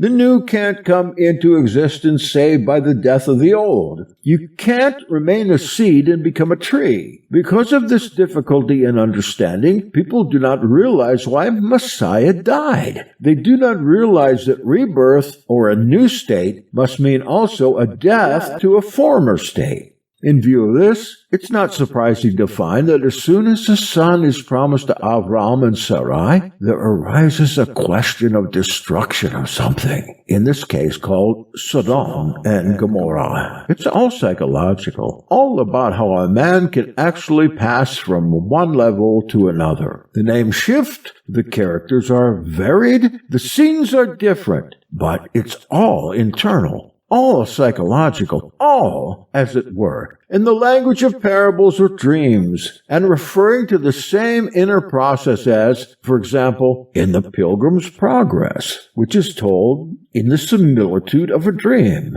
that is, in that language. But it's all about one person, a man, in his internal life and development. Let us notice that Avram, now becoming Avraham, pleads with Elohim for the preservation of Sodom. He says, "Wilt thou consume the righteous with the wicked? Peradventure there be 50 righteous within the city. Wilt thou consume and not spare the place for the 50 righteous that are therein?" When Elohim agrees to this request, Avram pleads again for the city to be saved, even if there are only 45 righteous men, and then if only 40 can be found, and then if only 30 can be found, or even only 20. Finally, he says, "Oh, let not Yahweh be angry, and I will speak yet but this once. Peradventure only 10 shall be found there." And Elohim answered, "I will not destroy it for 10's sake." And then let us notice that Lot is unwilling to leave Sodom. The idea is the same. It's with great reluctance that we leave what is familiar and natural and easy. It's difficult to abandon one's merit and virtue and feeling of success. It's very hard to see that our filthiness, that is, Sodom in us,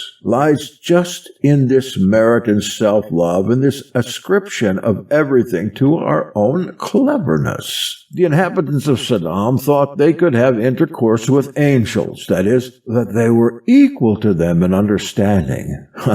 Lot knew better. He takes the angels into his house and shuts the outer door on the men of the street. This represents an act of inner realization, namely, a distinction between what is valuable and what is worthless. Lot could distinguish those personalities in himself that were worthless and nothing but different experiences of self-love. They were outside his inner understanding, and he shuts the door on them. You must understand that the self-love is different from the love of neighbor or the love of Elohim. Do you understand? These are the 3 stages of development. A man to develop has to leave the first stage, because all that is formed and laid down by the genius of self-love is wrongly connected. Simply a bad bit of machinery. This is Sodom. Consider what arises from the undisciplined and unrecognized self-love. From it comes all the delights of power and possession, whether on a big or a small scale. From it arises every kind of appearance, every sort of deceit and external pretense. And from it, more deeply, come hatred, revenge, unpleasant pleasure in harming others, all sorts of cruelties and making mischief, which can give a secret feeling of power to the self-love and inflate it. All this is Sodom, whether viewed in the realm of a man's thought, or in the realm of his feelings, or in the realm of his actions. For the change of a man into another state of being, he must leave this former state. So Lot must leave Sodom, and the angels warn him that he can't linger, and that once set out on his journey, he mustn't look back. The journey is a psychological journey, for when a person passes from his previous inner state to a new one, he's gone a journey from one state of himself to another. These journeys on a small scale are always taking place in us. Things are always moving in us. But here is a journey from a lower to a higher level. Lot must leave the plain and go to the mountains, and this means that nearly everything in him that's related to his previous level must die or be abandoned. A man is related or connected to different sides of himself in different ways. Just as he has outside relations in the external world, such as mother, father, wife, daughter, son, so on, so he has relations in his internal world of thoughts, feelings and desires, ideas, aspirations, of different glimpses of truth and of knowledge, of different states of himself, of different wishes, different insights, different perceptions, different aims, and so on. Lot's wife is a relationship or connection in Lot that had become sterile. It was a fruitful connection with Sodom. The death of this intimate relation is represented by Lot's wife looking back and being turned to a pillar of salt. And thus ends this installment. The Mark. Part 8.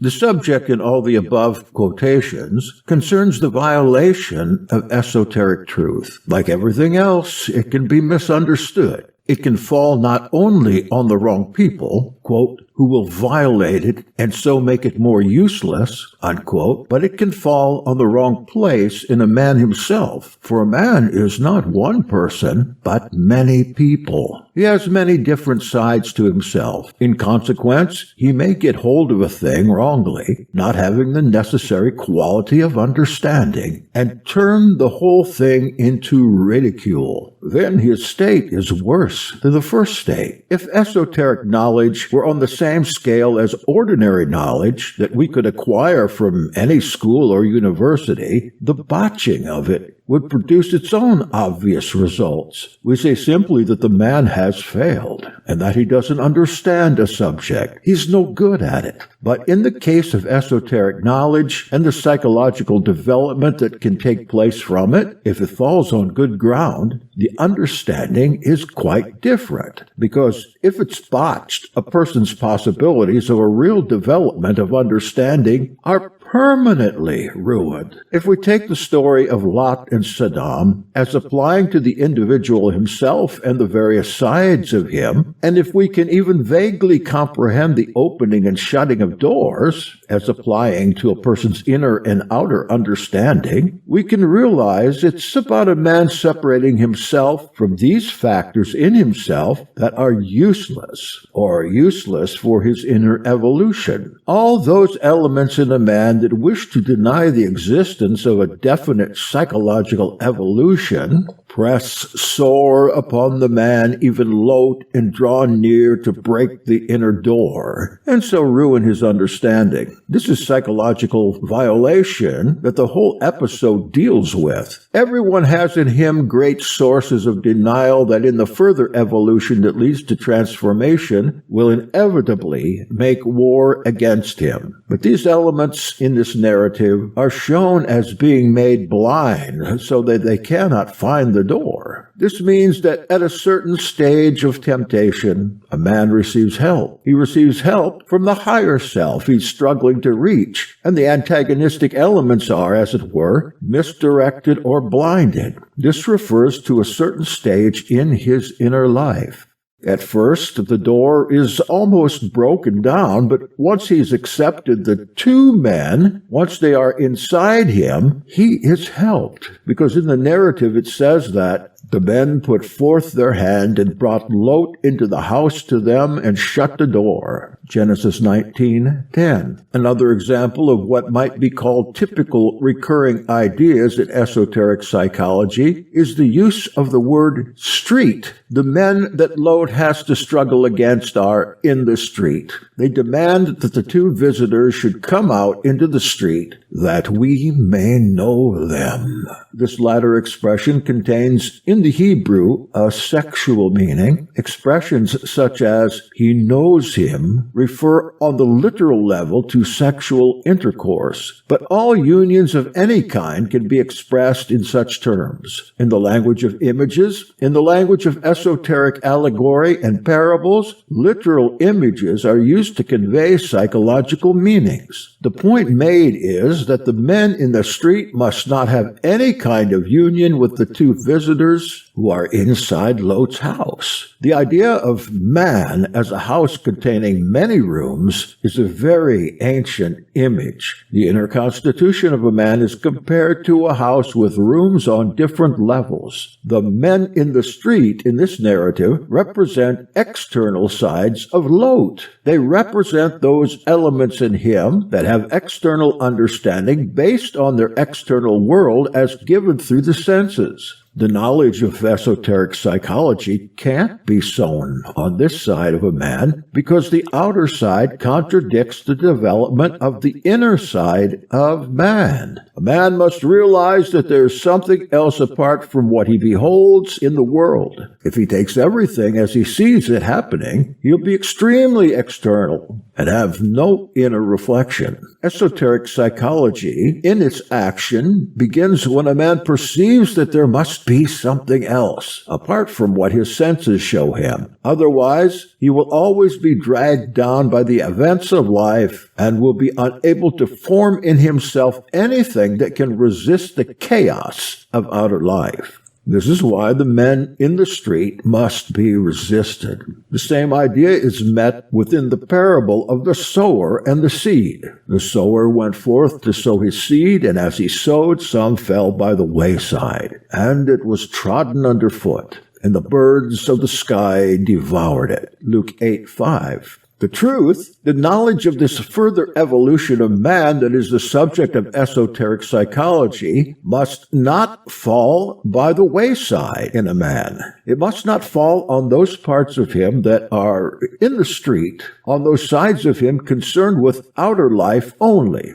The most external side of man is that side of him that deals with the world as he sees it, with the daily tasks, with the effect of appearances on him. Esoteric knowledge must fall more deeply than this. It must touch an inner side in a man. And once it touches a deeper side, there will inevitably start a struggle between the inner understanding and the outer understanding. So Logue has to struggle with the men in the street because he has reached a stage in which something quite definite can happen to him and is at once in the danger of losing what inner understanding he has. In fact, his inner understanding is in great danger of being violated by his outer understanding. When his two visitors come to him, they say they will abide in the street all night, and he urged them greatly, and they turned in unto him, and entered into his house, and he made them a feast. This means that he could understand the difference between what is simply of life and what belongs to esoteric knowledge. He understands that there was a development possible for him, but he had to insist on the reality of it. He had to affirm it, and so he pressed them greatly to come into his house, and they consented. Once inside the house, they made it possible for him to resist those in the street. That is, they made it possible for him to resist all his doubts and all those sides that could never understand. But Logue is in that state in which he cannot break away from himself and still wishes to come to terms. He is not strong enough to separate himself from his life understanding, and so he offers his two daughters to the men in the street. In verse 8, you must understand, of course, that this is not literal. It means that he wished to make a compromise. He knew that esoteric truth must not be violated and guards it, but he has not the strength to rely on it fully. The daughters represent 2 points of contact in him belonging to the side of feeling rather than the side of knowledge. He doesn't offer his 2 daughters to the 2 visitors, but to the men in the street, although they are his daughters, and so intimate sides of himself in the realm of feeling. Later on, these 2 daughters have intercourse with him and produce a new side of himself. The 2 visitors insist that he leave Sodom, which means his present state. They urge him to leave quickly, but Logue tarries. And when the morning arose, then the angels hastened Lot, saying, Arise, take thy wife and thy 2 daughters which are here, lest thou be consumed in the iniquity of the city. But he lingered, and the men laid hold upon his hand, and upon the hand of his wife, and upon the hand of his 2 daughters, the sovereign being merciful unto him, and they brought him forth, and set him without the city. Verses 15 through 16. The city is then destroyed. All those elements that are useless in regard to this possible transformation of a man are destroyed. There's only a further reference to the men in the street being blinded and unable to find the door. But the psychological story depicts a man who can't face fully all those inner changes that are necessary for transformation. It's a story about a man who has reached a certain level and is drawn up from one side and kept down from another side. He still wishes to compromise with the men in the street, and that side of him represented by his wife, which means some intimate affection, still wishes to go back. The angels tell him he must escape to the mountain, that is, to a higher level of understanding himself. But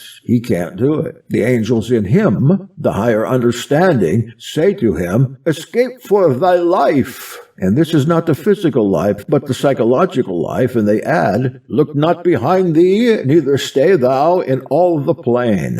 Escape to the mountain, lest thou be consumed." Verse 17. But Lot complains. He doesn't wish to go to the mountain. In fact, he's afraid to do so. He says, "I cannot escape to the mountain, lest evil overtake me and I die." He feels he's not able to reach this higher level in himself, and if he tries to do so, he will die. He will die psychologically, not having strength to live on this new level. He begs to be allowed to go to a small city. He feels he is only capable of very small change and cannot endure what he is asked to do, and knows that he should do. So he argues with the transforming forces in him and says to them, "Behold now, the city is near to flee unto, and it is a little one. Oh, let me escape thither. Is it not a little one? And my soul shall live." That's verse 20. The angels agree, and one says, "Haste thee, escape thither. I cannot do anything until thou be come thither." Therefore the name of the city was called Zoar. Zoar means small. No one can escape from himself unless he has somewhere to go to. A man can't change himself unless he has already something new to go to. Before the old can be destroyed, something new must present itself. Lot, both understanding and reluctant, could not go to the mountain, but had enough formed in him of what was new to take refuge in. This is Zoar. And his reluctance is shown by his wife's turning back to the former state. He's been told not to look behind him or to stay in the plain. The narrative says that the sun was risen upon the earth when Lot came to Zoar. Verse 23. This is the language of the new state. Lot reached a new state, a little one, called Zoar. His earth was illuminated by this new state. The sun was risen upon the earth when Lot came unto Zoar. Then the sovereign rained upon Sodom and Gomorrah brimstone and fire. And he overthrew those cities and all the plain, and all the inhabitants of the city, and that which grew upon the ground. Verses 24 and 25. The old state was completely destroyed. All that grew upon the ground, upon the plain, was destroyed. All that side of Lot was destroyed. But his wife looked back from behind him, and she became a pillar of salt. Verse 26. Salt has different meanings in the esoteric language of parables, but here it means something quite sterile, quite dead. All Lot has left to him were the two daughters. We are then told that Lot feared to dwell in Zoar, but dwelt in a mountain and a cave with his two daughters, and that through them he propagated when he had been made drunk with wine. All this narrative depicts the terrific struggle in a man, and in a sense, how he failed, and how all that he gave rise to eventually was wrong. But the essence of this struggle is depicted in the scene in Sodom between the men in the street and the angels inside the house. What we have to understand is that it is a real description of the different stages in esoteric psychology. It deals with the inner states of a man who is beginning to undergo individual evolution. It deals with psychological rebirth. It is not historical any more than anything in the Gospels is historical. It is not literal, but psychological, and it was written by people who knew about esoteric psychology. To take it literally is to abuse its meaning completely, and taken in this way, it will only disgust the reader. This is the end of Part 8. The Mark. Part 9. There's no worse sickness than meaninglessness, but life can become meaningless in two entirely different ways. It can become simply without any interest, so that all one is doing or has done seems useless and without purpose, and one's existence without any meaning. But there is quite a different experience in which, in view of greater meaning, all ordinary meaning ceases to have any value. In such an experience, which happens at one time or another to many people, a man is drawn back from all the meaning of life. This experience comes when a man in the flesh suddenly feels that he is different from all that he sees, hears, and touches. He becomes aware that he himself exists. His own existence is no longer an existence merged with life. He becomes distinct from all that surrounds him. He realizes that he is himself, not what he has been taking himself as, and he ceases to feel himself only through comparison with others as better or worse than others. He sees that he is alone, one, and unknown to others, and invisible. He sees that he is himself, and that others see only his body. He knows that if he could keep this state, this new, sudden consciousness of himself, life could never hurt him, and nothing in life would ever seem unjust, and he could never be jealous or envious or hate. In such a moment, a man comes to himself. The moment passes, and once more a man is in his ordinary state, that is, this intense internal meaning of himself as a separate creation, as an individual, as utterly unique and distinct from everything else, vanishes. Once more he finds himself dominated by his senses, merged in external life and its meanings, and in the things and aims of that reality that is offered by sense. Once more he begins to think from his senses and their logic, and to gratify the appetites that are satisfied by what is outside him. The internal meaning of himself has disappeared. The realization of what is most real, what has most meaning, passes, and is replaced by another reality, by another set of meanings, which are now seen as outside him. He is no longer distinct from his senses in their images of life. He's forgotten himself, and is once more a man lost or dead. But if he remembers anything, he knows that the state of consciousness he experienced is the secret of his life, and that if he could find it again and keep it, nothing else would matter. This is metanoia in the fullest meaning. It's a new state of consciousness, suddenly touched and is suddenly vanishing. In this state of consciousness, a man finds himself. He finds what he lost. He finds I.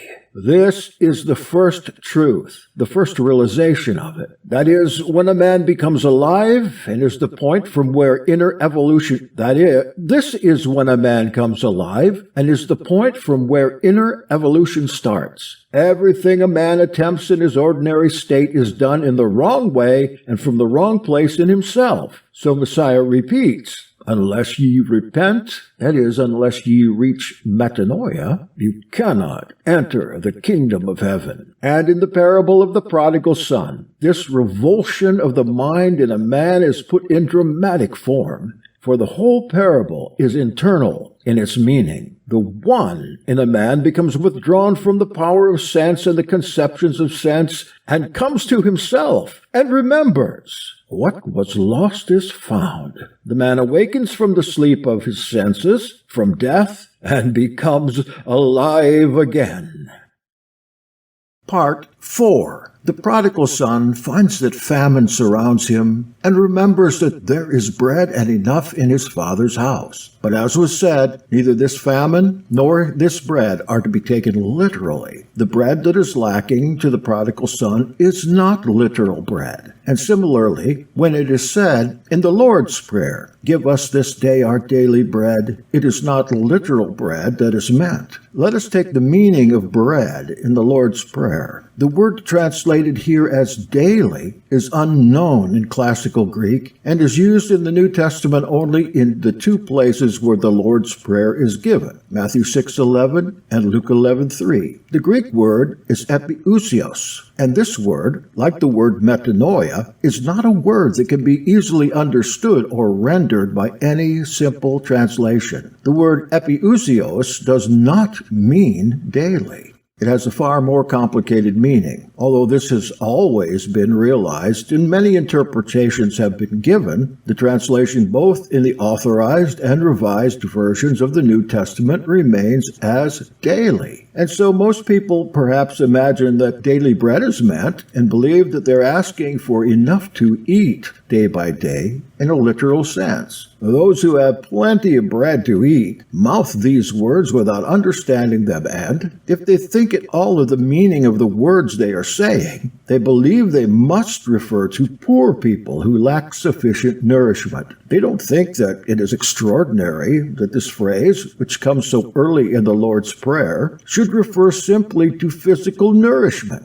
And they see nothing strange in the context, "Give us this day our daily bread, and forgive us our trespasses." The request for daily bread is the first personal request made in the Lord's Prayer, and therefore the most important, and it is followed by the second personal request. Forgive us. That is, after the tremendous significance of the opening phrases of the Lord's Prayer, which have so far only been touched upon at one point, namely, that Elohim's will is not done on earth, people let themselves think that the whole level of the prayer is suddenly changed, and a personal request for literal food is made, followed by the second personal request that sin should be forgiven. That is, they believe that the first request is a physical one, and although they realize that forgiveness of sins must be something far greater, something spiritual, and so psychological in the deepest sense, that they don't see anything odd in the fact that this request for daily bread should come first. There are three personal requests in the Lord's Prayer. The first for daily bread, the second for forgiveness, and the third, not to be led into temptation. At this point, the prayer ends. This is the original form of the prayer, but there were added to it the words, "For thine is the kingdom and the power and the glory forever and ever. Amen." In the form given in Matthew and in Luke, the only two Gospels which give the Lord's Prayer, these latter words do not occur in the Revised Version, although they are included in the Authorized Version in Matthew's rendering of the prayer. In the parable of the prodigal son, it's clear that once a man turns in himself and goes in an opposite direction, and this reversal is clearly enough presented in the merely outer pictorial form of the parable, he goes in a direction where he can get bread and enough, and escapes the famine he finds himself living in. But what is this bread?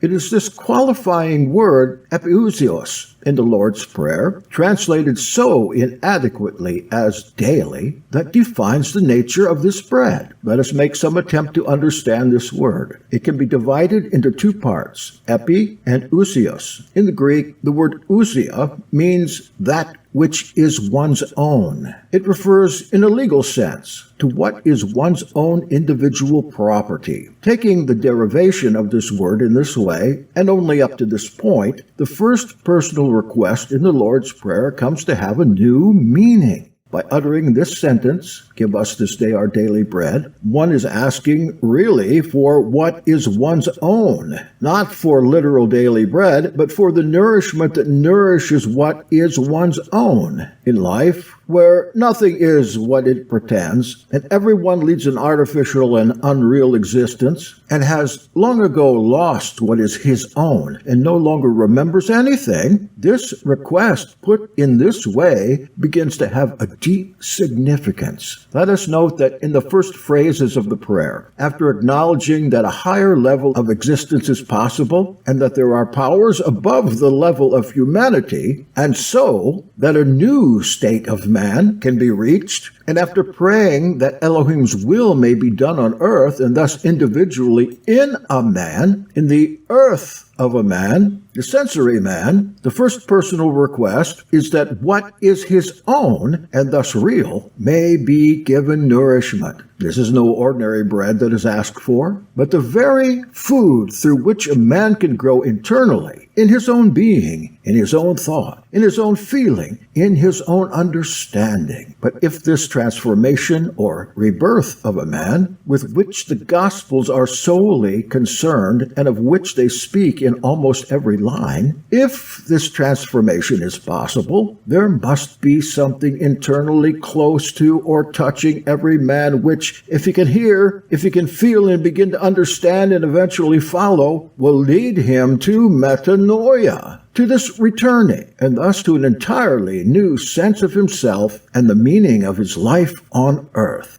In the word epiousios, the particle epi, in its most primitive sense, denotes position, namely, the position of anything that is resting upon something else, and so above it and touching it. Thus, the full meaning of the word, translated as daily, in its connection with the following word, bread, which in the Greek is the ordinary word for bread, artos, signifies that which is real in a man, what is his own, and what he has lost, is just above and touching him. And this part of the Lord's Prayer is a personal request to feel what has been lost, this lost feeling, and to feel it now, this day, this moment, because this feeling is food, not literal food, but the food that enables a man to become alive. When the younger son in the parable came to himself, he felt the first traces of this feeling, of this food which he had forgotten. And so he turned and began to recognize himself anew. End of part 9. The Mark. Segment 10, Part 5, The Parable of the Unjust Steward. This parable is about a man who fails, and the direction in which he turns when he fails. It follows on the general parable of the prodigal son, where a man is shown as coming to himself and returning, but this return is represented only in principle. The prodigal son awakens and returns, and he is seen from afar by his father and welcomed. But nothing is said of the difficulties of the way back. It depicts only success and rejoicing at the recovery of what was lost and the coming to life again of what was dead. But the parable of the unjust steward is about a man who fails but who acts in a way that is commended. This parable is always regarded as the most complicated and confusing parable in the Gospels. It is related as follows. There was a certain rich man that had a steward, and the same was accused unto him that he had wasted his goods. And he called him and said to him, How is it that I hear this of thee? Give an account of thy stewardship, for thou mayest be no longer steward. Then the steward said within himself, What shall I do? For my Lord takes away from me the stewardship. I can't dig. To beg I'm ashamed. I am resolved what to do, that when I am put out of the stewardship, they may receive me into their houses. So he called every one of the Lord's debtors unto him, and said unto the first, How much owest thou unto my Lord? And he said, 100 measures of oil. And he said unto him, Take thy bill, sit down quickly, and write 50. Then said he to another, And how much owest thou? And he said, 100 measures of wheat. And he said unto him, Take thy bill, and write 80. And the Lord commended the unjust steward, because he had done wisely. For the children of this world are in their generation wiser than the children of light. And I say unto you, make to yourselves friends of the mammon of unrighteousness, that when ye fail, they may receive you into everlasting habitations. He that is faithful in that which is least is faithful also in much. If therefore ye have not been faithful in the unrighteous mammon, who will commit to your trust the true riches? And if ye have not been faithful in that which is another man's, who shall give you that which is your own? No servant can serve two masters, for either he will hate the one and love the other, or else he will hold to the one and despise the other. Ye cannot serve Elohim and Mammon. Luke 16, 1-13 AV. As can be seen from the comments made by Messiah, this parable is about the true riches and what is one's own, which are being contrasted with the mammon of unrighteousness and what belongs to another. If therefore ye have not been faithful in the unrighteous mammon, who will commit to your trust the true riches? Messiah says in his comments, and if ye have not been faithful in that which is another man's, who shall give you that which is your own? Unlike the parable of the prodigal son, this parable, as already said, is about a failure and how it can be faced. The unjust steward has failed in regard to his rich lord, but he thinks of a remarkable plan, which he carries out and is commended by his Lord and by Messiah. And his Lord commended the unjust steward because he had done wisely. For the children of this world are in their generation wiser than the children of light. And I say unto you, make yourselves friends of the mammon of unrighteousness, that when ye fail, they may receive you into everlasting habitations. The steward had failed. In what respect? By interpretation, he had failed as steward of the true riches. But the parable and its interpretation concern a man who, under the circumstances, retrieves himself. The parable does not directly say that as a consequence he could eventually become again a steward of the true riches. But in the comments made about it, it seems probable. Messiah says that unless a man is faithful in the least, he cannot be faithful in much. In the least, en elikesto, is the mammon of unrighteousness. Compared with the true riches, the mammon of unrighteousness and its truth are the least. But unless a man can be faithful to the mammon of unrighteousness, he cannot expect to have the true riches and what is his own.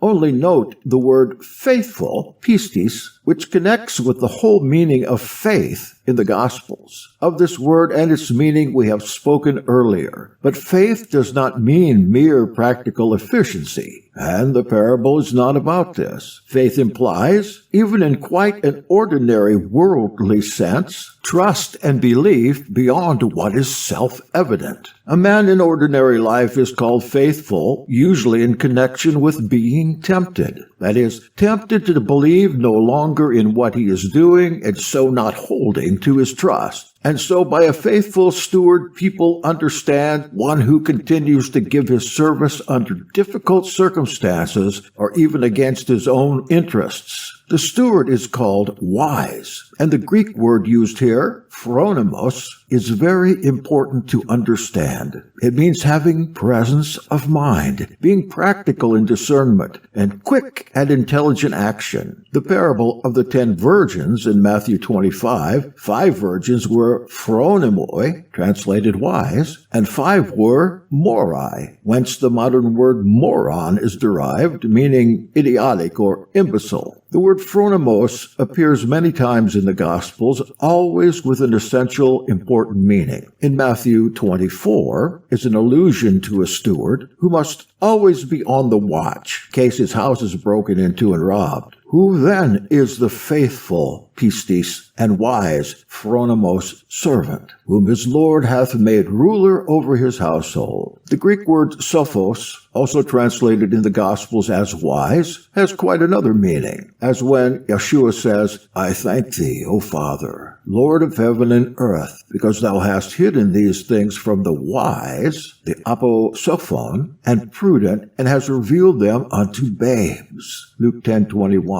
Wise here is sophos in the Greek, and it is clearly used in a bad sense, though it is translated in this misleading way. Phronimos is obviously used in the Gospels in a special way and refers to a quality that people must have who wish to follow Messiah, as is evident in the parable of the man who built his house on the rock and the man who built it on the sand, where Messiah says, "Whosoever heareth these things of mine and doeth them, I will liken him unto a wise phronimos man, which built his house upon a rock, and the rain descended, and the floods came, and it fell not." Matthew 12:24. Here, wise is phronimos. From all this, and from the other examples which could be quoted, it's obvious that since the steward was called phronimos, it meant something technically of great importance in this language used by Messiah, and points to a high quality in the steward that manifests itself at the right moment in the right way.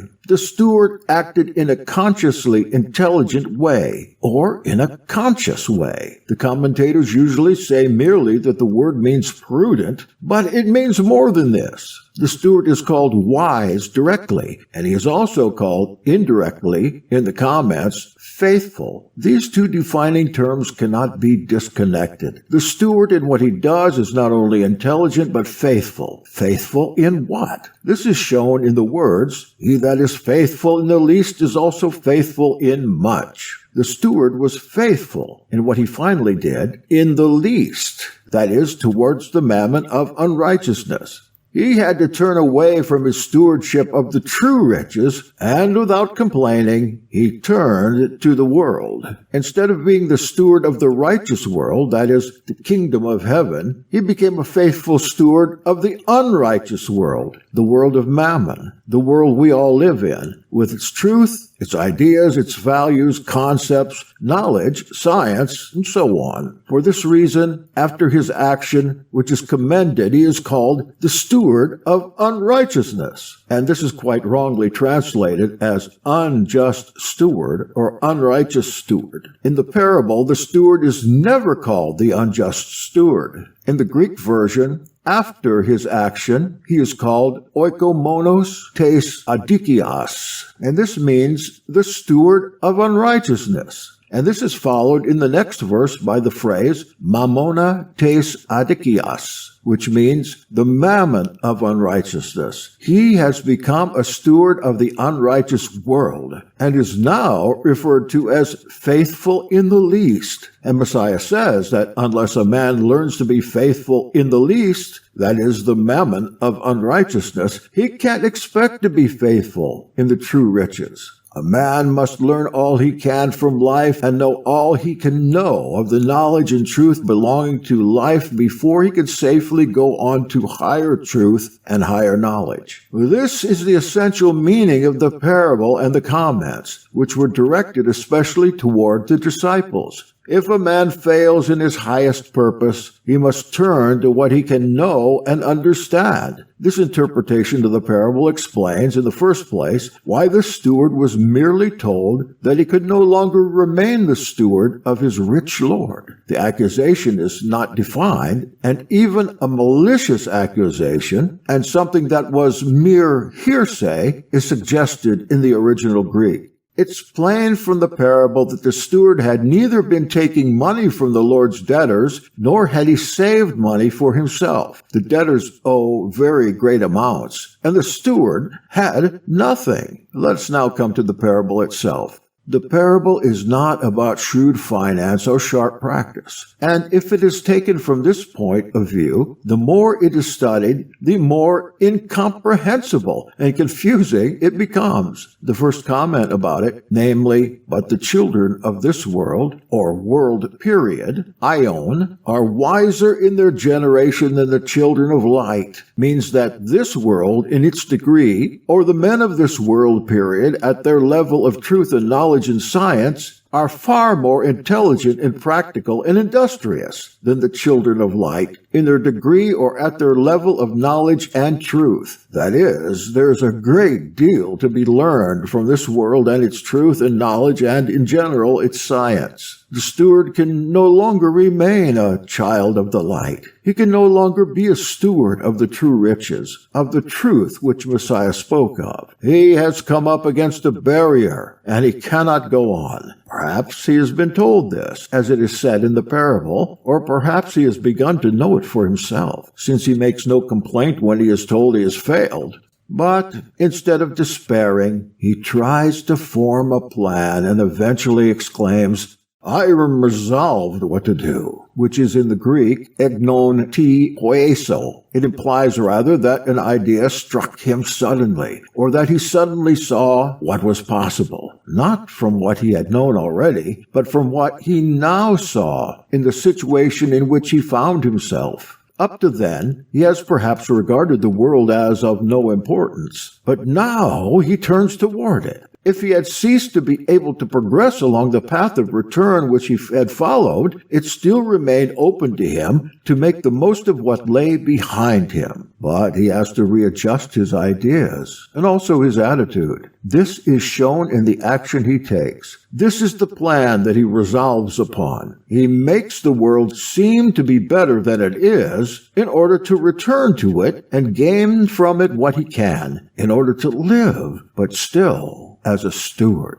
He becomes a steward of unrighteousness, of the world and its knowledge, while retaining all that he, as a steward of the true riches, has learned, and by applying what he knows already to all that he can learn from the knowledge existing in the world, he can keep alive in himself. For by the term steward, oikonomos, we must understand a man who has reached a responsible state of mind, a certain development of understanding. He decided to be faithful in the least, elakisto, and for this he is commended. And not only so, but it is implied that by being faithful to the mammon of unrighteousness, that is to the least, and to what is not his own, a man prepares himself to be faithful to what are the true riches, and what is his own. But in doing this, the steward does not serve mammon, but makes friends to himself out of mammon. Philos, ektu, mammona, tes adikias. That is, he makes use of mammon. To serve mammon is one thing, and Messiah says no man can serve Elohim and mammon.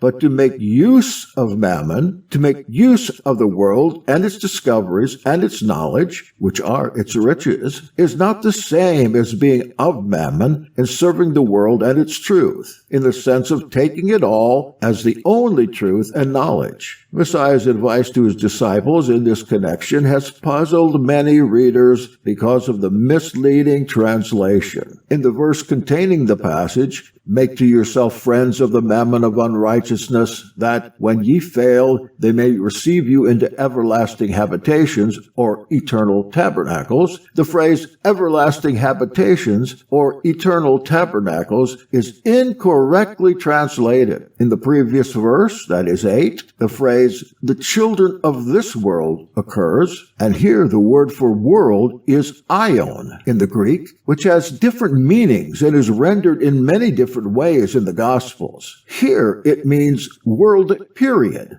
or time period, or age, or eon. The same word as an adjective, aionios, appears in the next verse, but translated as eternal, that is, eternal tabernacles or habitations, implying at once some higher significance which is impossible in the view of the context. The phrase, literally, the children of this aeon, refers on directly to their aeonian habitations in the next verse. And the rendering should be the children of this time period, and the habitations of this time period. And by habitations, literally, tents, skeni, even skins, is meant what this world period, or human age, regards as established or settled, which it thinks is truth, and so esteems and believes in, and so inhabits. The general sense of the verse, therefore, is not contradictory, as would appear from the customary translation, but means that the steward makes use of his time period and is able to make a place for himself in it and use its truth and all that belongs to it.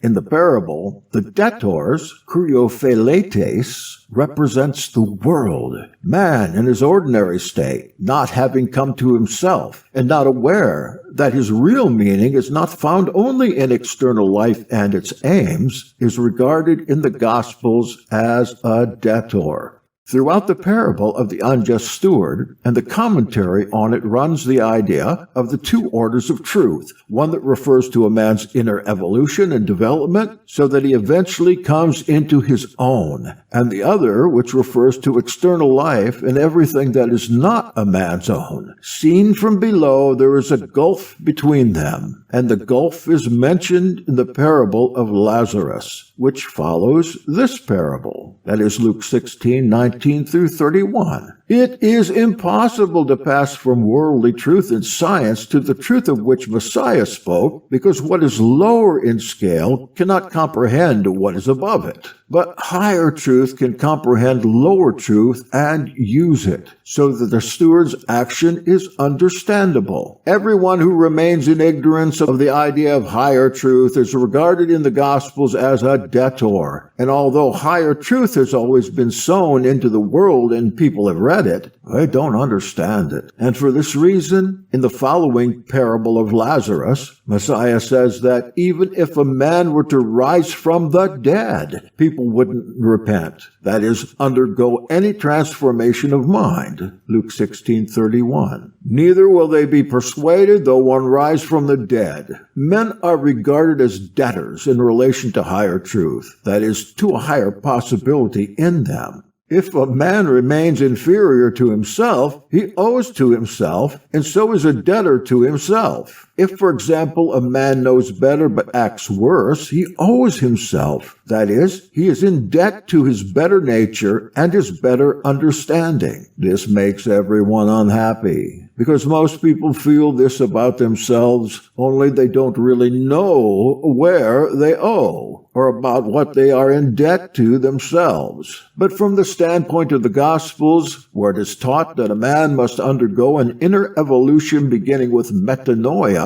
and ending in rebirth and the kingdom of heaven, everyone without exception is regarded as a debtor. There are many parables about owing, one of which compares a man to a debtor who owes millions. In the Lord's Prayer, the second request is to forgive one's debts. That is, in the literal Greek, chaphinoi, to have all that one owes canceled, completely written off, which is the real meaning of forgiveness. The steward cannot cancel the debts of his Lord's debtors, for that would mean to pretend that the world is righteous and owes nothing, and is the same as the kingdom of heaven. But he writes them down for himself. In his own mind, he remits part of what they owe. That is, he makes it appear that they are, that is, the debtors, namely life, owe less than they do. In this way, he bridges the gulf between the true riches of knowledge and the world. He is not shaken by his apparent dismissal, nor is his attitude to the true riches changed. There is still an opportunity for him, and he uses it. He remains a faithful steward, but now he turns his knowledge toward the world, the unrighteous world, and so becomes a steward of unrighteousness. And to do this, he deliberately sees life as owing less than it does. That is, as better than it is, and people as better than they are. And he uses the knowledge existing in the world in the light of his own knowledge gained as a steward of the righteous world, or the true riches. He makes use of the mammon of unrighteousness, and for this he is commended by Messiah. But the Pharisees are made to misunderstand completely Messiah's comments and believe he's speaking simply of worldly wealth and think that all that has has been said, refers to literal riches, namely money. And the Pharisees, who were lovers of money, heard all these things, and they scoffed at him. Luke 16:14.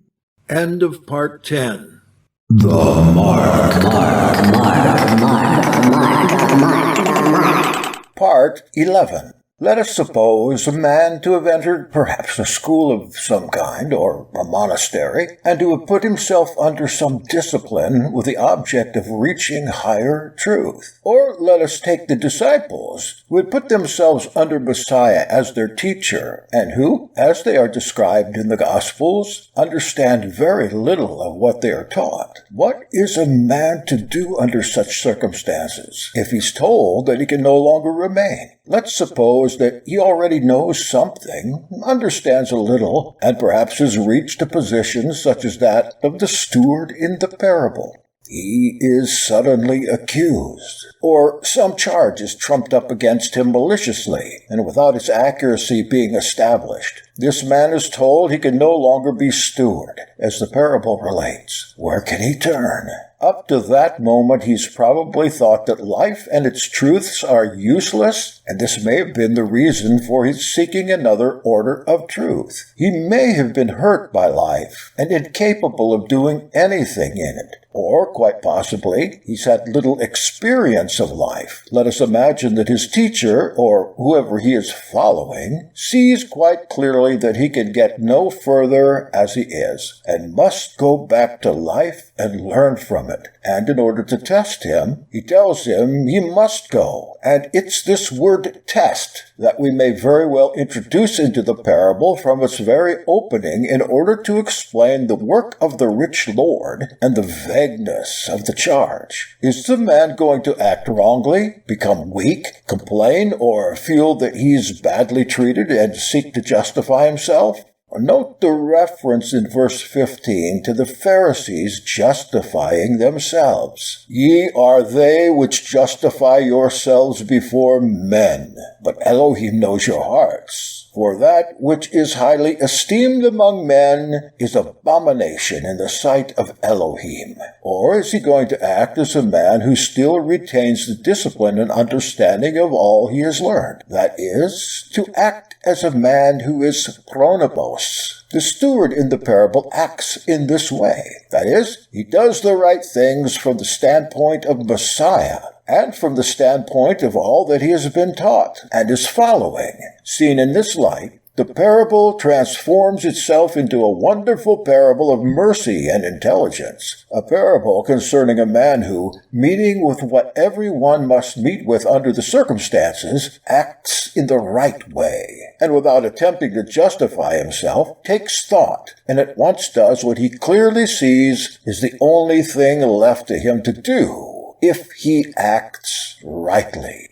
Note on the parable of the unjust steward. It will be easier to understand this parable if we take Messiah as the rich Lord. That is, Lord of the true riches, and so of the righteous world, and the steward as one of his disciples, that is, one who is being taught, as in a school. The debtors who owe so much, who in fact owe wholly and completely, for the number 100 intrinsically has this sense, are those belonging to the outer world or the unrighteous mammon. The steward, for some reason, is told he can no longer be a steward of the true riches. He must go back, therefore, to the unrighteous world.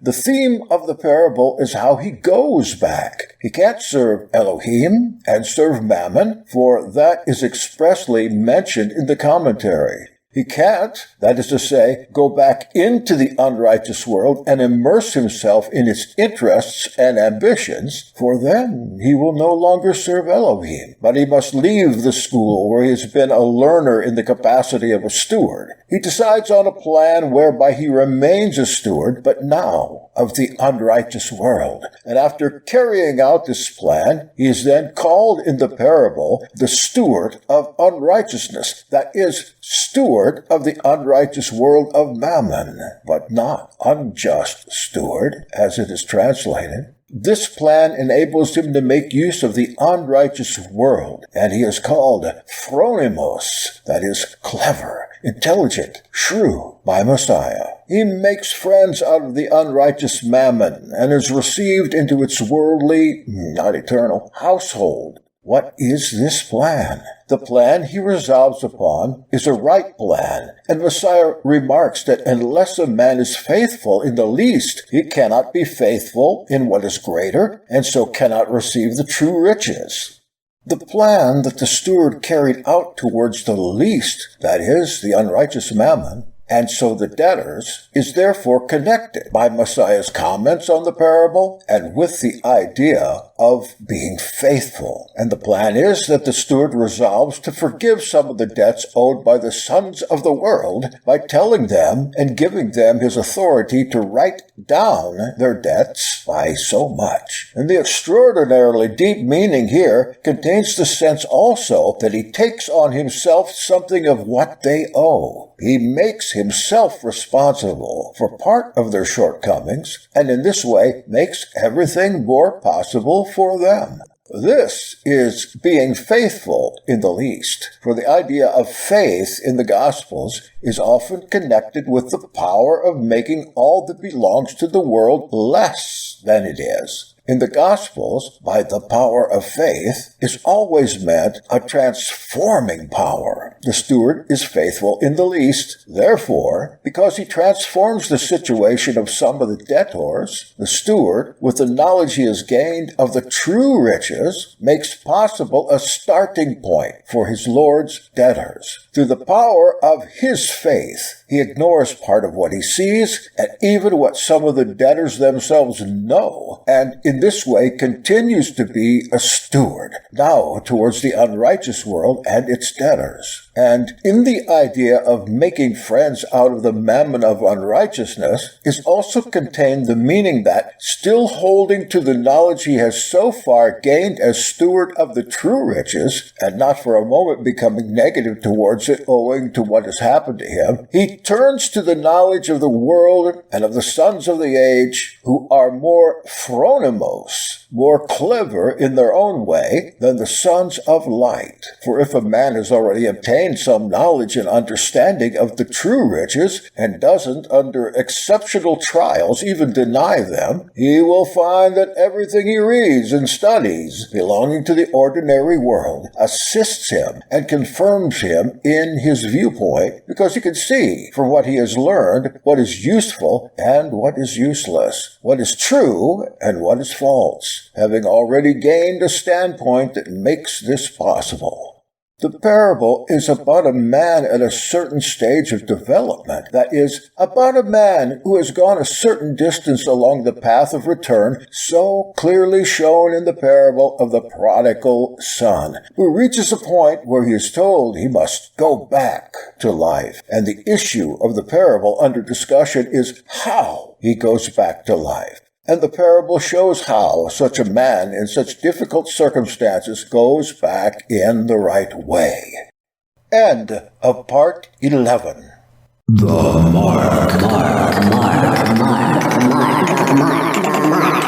Part 12. The strange remark of Messiah about the kingdom of heaven being taken by violence, and how the violent seize it by force, must be taken in connection with John the Baptist and what Messiah says about him. It will be best, therefore, to quote in full the incident as recorded in Matthew.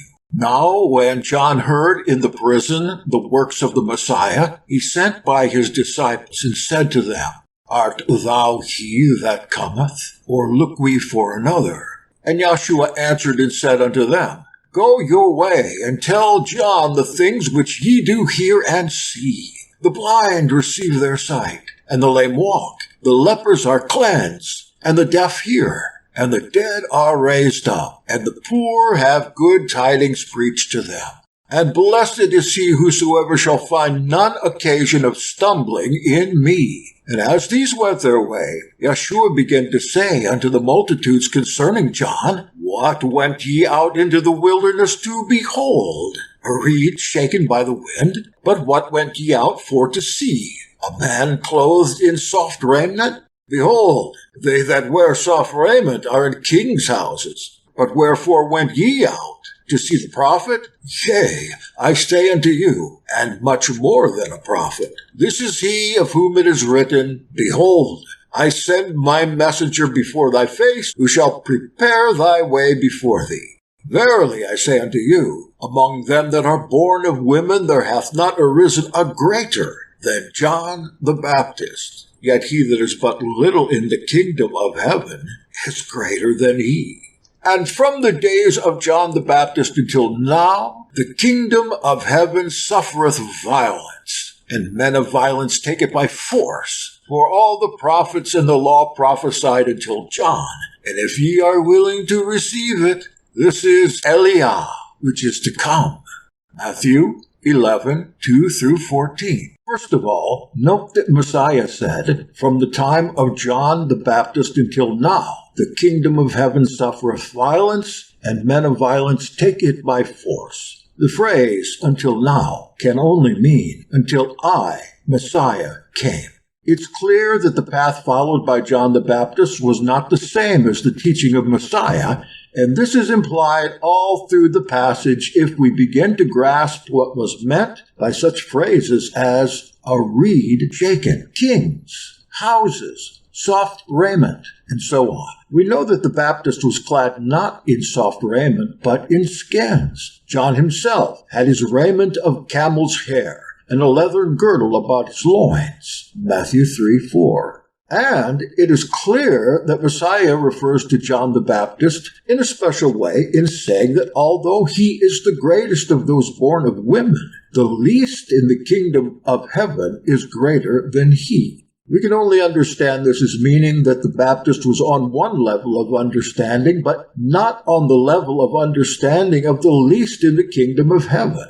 Therefore, that John's teaching was on a different level from the level of Messiah's teaching. John is surprised that Messiah's disciples do not fast, that they drink wine, and so on, while the Baptist's disciples fast and abstain. The disciples of John were sent to Messiah to ask, Why do we and the Pharisees fast often? Thy disciples fast not. So John doubts Messiah. Art thou indeed the Messiah? Matthew 11:3. The behavior of Messiah obviously worried the Baptist. He could not understand Messiah.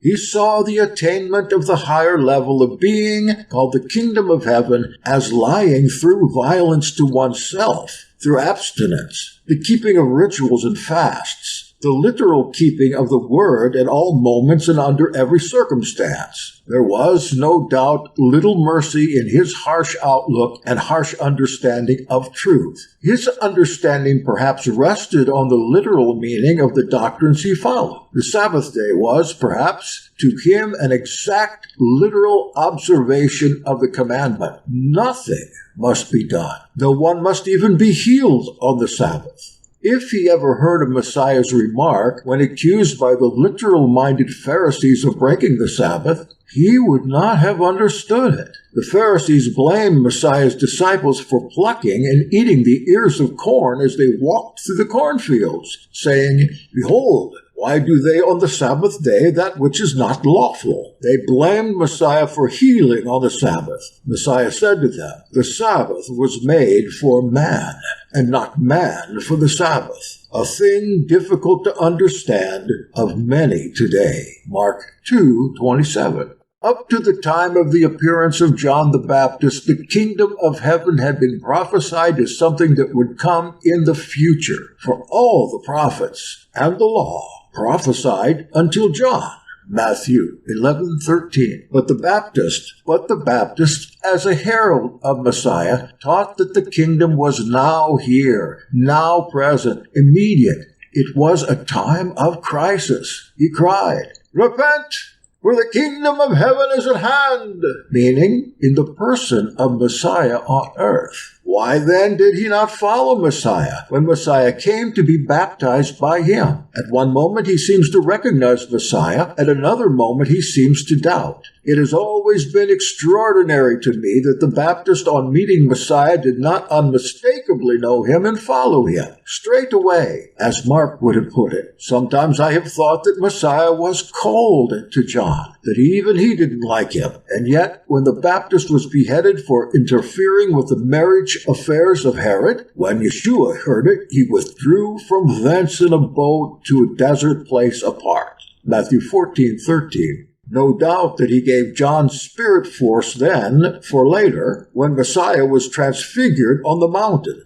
Did not Moses appear on one side of him and Eliah on the other? Behold, there appeared unto them, that is the disciples, Moses and Eliah talking with him. Matthew 17:3. And had not Messiah already told his disciples concerning John? If ye will receive it, this is Eliah, which is to come. Matthew 11:14. It is almost as if Messiah did not want to work on him in life, but did his work on him after his physical death, when he could reach him better. Certainly, at the Transfiguration, John was no longer wearing skins and leather, but was clad in light. It is said in one gospel, there talked with him two men, which were Moses and Eliah, who appeared in glory. Luke 9:30. We know that by withdrawal and long meditation, we can give force to another person, for this is one form of intelligent sacrifice. How much more, then, could Messiah do this to both the physical living and dead? Did he not give force to Peter living, where Luke records that Messiah said to Peter, Shimon, Shimon, behold, Satan asked to have you, that he might sift you as wheat. But I made supplication for thee, that thy faith fail not. And do thou, when once thou hast turned, establish thy brethren. Luke 22:31. See thus, there is John the Baptist, the greatest of men born of women, but not in the kingdom of heaven. And John the Baptist transfigured by Messiah, and so in the kingdom, no more a man born of woman, but a man reborn, and so beyond violence. Did not Messiah say to his mother, Woman, what have I to do with thee? When he had reached that level of inner development, the outer sign of which was his power to transform water into wine?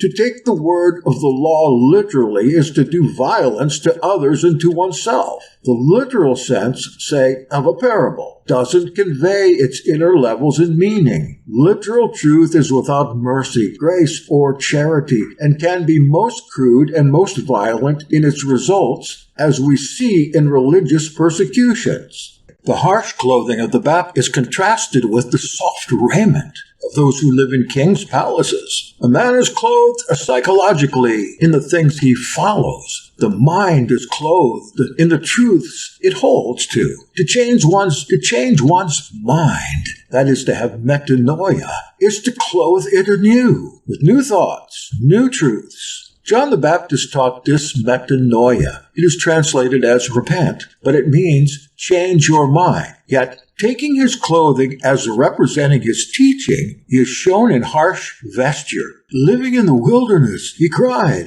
Repent, for the kingdom of heaven is at hand. Here we can understand that this metanoia, this change of mind, had reference to the fact that the kingdom of heaven was an actuality and that men had to begin to think of their meaning on earth in view of this supreme selective kingdom, far more important than any kingdom on earth. John didn't know the teachings of Messiah, but he was the first to say that the kingdom of heaven is not in the future, but now. There are then three teachings here about the kingdom. The prophets spoke of things that were to come. The kingdom was to come in the future. The Baptist said the kingdom is at hand, and so was greater than the prophets. Yea, said Messiah of him, and much more than a prophet. And Messiah later said, Kingdom of heaven is among you. That is not in the future or in some locality, a thing which perhaps the Baptist had not grasped. For external, literal truth doesn't grasp internal, psychological, spiritual truth. Yes, heaven is not a place above, and hell is not below in space. Heaven and hell are within a man. So we notice that the conception of the kingdom lay first in the future in time, then as being present in time and space, and finally as being in a man himself apart from external time and space. In thinking of these two most enigmatic figures, to me, in the Gospels, John the Baptist and Judas Iscariot, I have often wondered what the Baptist would have thought of the many parables Messiah used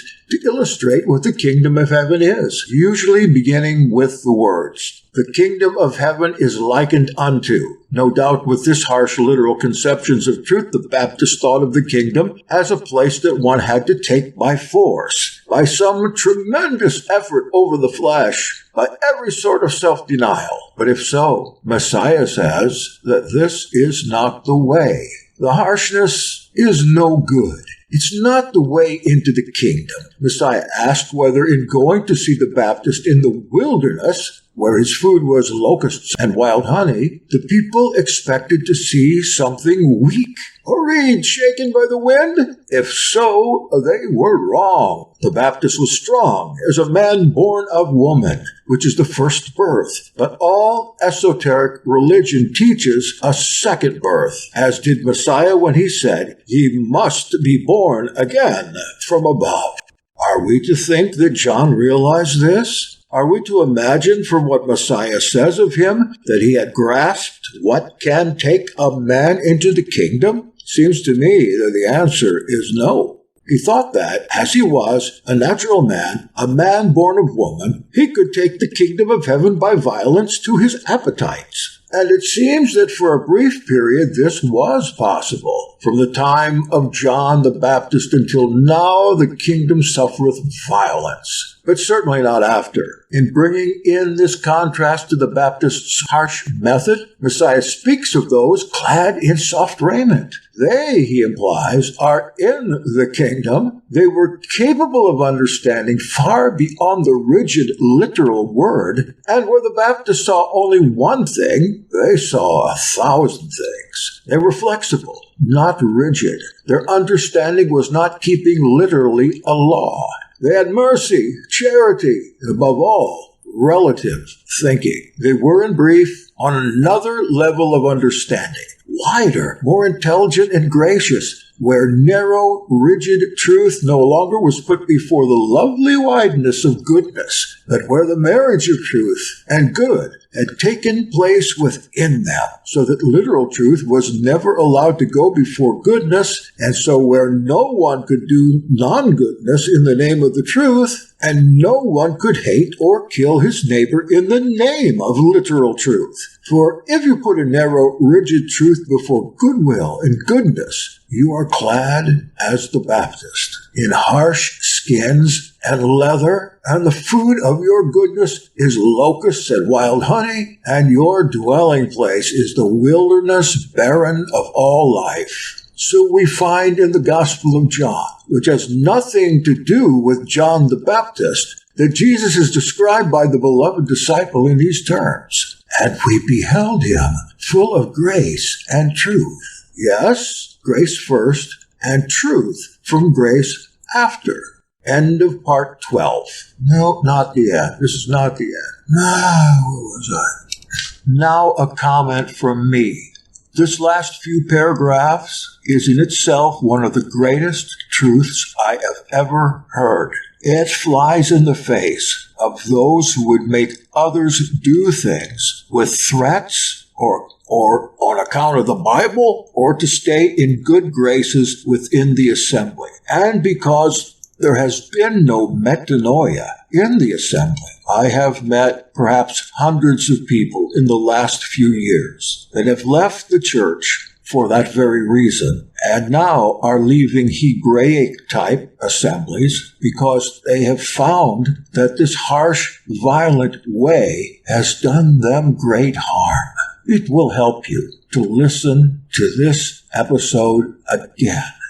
That's the end of my observation. One therefore asks, if the kingdom of heaven is the kingdom of heaven, if it is within or among us, some conscious state of understanding that is sometimes open and sometimes shut, Then one might easily say, if this is so, can people press into it only at different times in the world's history?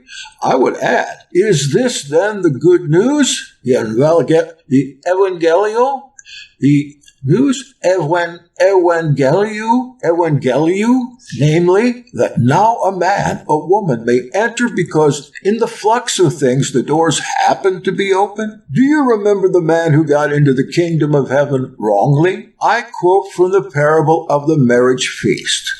When the king came in to behold the guests, he saw there a man which had not on a wedding garment, and he said unto him, Friend, how earnest thou in hither not having a wedding garment? And he was speechless. Then the king said to the servants, Bind him hand and foot, and cast him into the outer darkness. There shall be weeping and gnashing of teeth, for many are called, a few chose. Matthew 22:11-14. One can see that this man had not at least the soft raiment that Messiah spoke of. Sheer, unmerciful truth is not a wedding garment. A relaxing and releasing thought to many brought up under an interpretation of Messiah's teaching based solely on literal truth with no inner mercy and no goodwill and no trace of psychological understanding. Is it not extraordinary how the literal word-for-word meaning is still upheld without the slightest idea that this is not enough and is not real understanding, and that in such an interpretation of Messiah, such a man, causing endless perplexity and pain to others, has no wedding garment and is destined to be turned out of the kingdom? Is it too much to say that such a man, so formidable in the literal interpretation of truth, who theorizes from pulpits, a man who perhaps condemns everyone, who regards man as made for the Sabbath, and refuses to believe that the Sabbath was made for a man, is one who, having no grace, or inner charity, or human kindness, and so no wedding garment, is nothing but a man of self-will and violence, and not a man at all, in the sense of Messiah. It is just as if people might imagine that by going to church regularly all their lives, they are already in the kingdom of God. Elohim. Is it not clear that this cannot be the case, and that metanoia and rebirth is the essential and real meaning of all that Messiah taught, and that no one is in a real sense a Christian, and it were still that so many think they are so? Only Messiah himself was a Christian. Why? Because he united perfectly in himself the human mother side with the divine side and rendered the connection between heaven and earth open again at a stage in human history when all connection was being lost and mankind was being cut off from all higher values and so higher direction. End of part 12. The Mark. Part 13. The Teaching of Messiah. The problem of esoteric teaching is to connect a higher level of understanding with a lower level. The supreme example is Yahshua HaMashiach, who was born of a human mother and yet was the son of Elohim. We can understand nothing about the drama of Yahshua HaMashiach unless we understand that he was in a way two things, the Son of Man and the Son of Elohim. This means that he was in contact with a lower level and yet in some way in contact with a higher level. Speaking in a more general way, the problem of esoteric teaching, which is sown into the earth at definite intervals, is to maintain some kind of contact with a higher level of being. When contact between the upper and lower notes is lost, all that is below perishes, goes mad, and ends in violence. Messiah came as a mediator between the higher and lower level. His task was as simply a human being exposed to every temptation to overcome everything belonging to the lower level, that is, the human level, and to unite the human level with the divine level. Elohim came down to earth as a human being, but as such was unable to use the divine. We can understand in our small way that otherwise his task would have been easy, and we often wonder why his task was not easy. Being of divine origin, that is, that he had in him the divine, and as such was the son of Elohim. Unless we understand this, we cannot realize why he was tempted up to the last moment. We argue in some such way as this: if Messiah were the son of Elohim, why was he tempted? Why did he suffer such agonies? Why was everything so difficult for him? And why could he not simply show people his powers? Why did he not turn stones into bread? But the whole question is indefinitely more strange and subtle. At the stage of history when Messiah appeared, there was the greatest danger that the human race might be cut off from all communication with the higher level of understanding. The whole world was burning up in violence and materiality. All higher values were disappearing or had disappeared. There was no kind of understanding that man is a spiritual being and not merely a creature of the flesh. And in this situation, someone had to establish the connection between the level of earth and the level of heaven. But you can see that if a man were endowed with powers of a higher level, or the level of heaven as it is called in the Gospels, and having these powers, or rather being able to use these powers on earth, he wouldn't make an example of a human being raising himself up through inner battles, inner doubts, and human temptations. If you read the Gospel closely, you will see that Messiah had not only many temptations, but many doubts. And even on the cross he said, "Eloi, why hast thou forsaken me?" Now, if we realize that the task of Messiah was to connect the human with the divine, the Son of Man with the Son of Elohim, and for this reason he had to suffer everything that a human being must suffer in climbing the ladder of inner development, we can understand the central meaning of the Gospels much better. We can also understand why he had to overcome his mother, as is exemplified in many parables and miracles, because his mother represents his human side. By fulfilling his task, Messiah once more established connection between the higher and lower level, between the spiritual and the natural, and for that reason he had to undergo all his sufferings and finally undergo the death of a criminal without any help being given him. But by bridging this gap between the human and the divine, he established that connection and set things in order once more and made it possible for the human race to receive influx from a higher level. Messiah was therefore two things, and his task was to connect these two things, and for this reason, everything that we read about Messiah is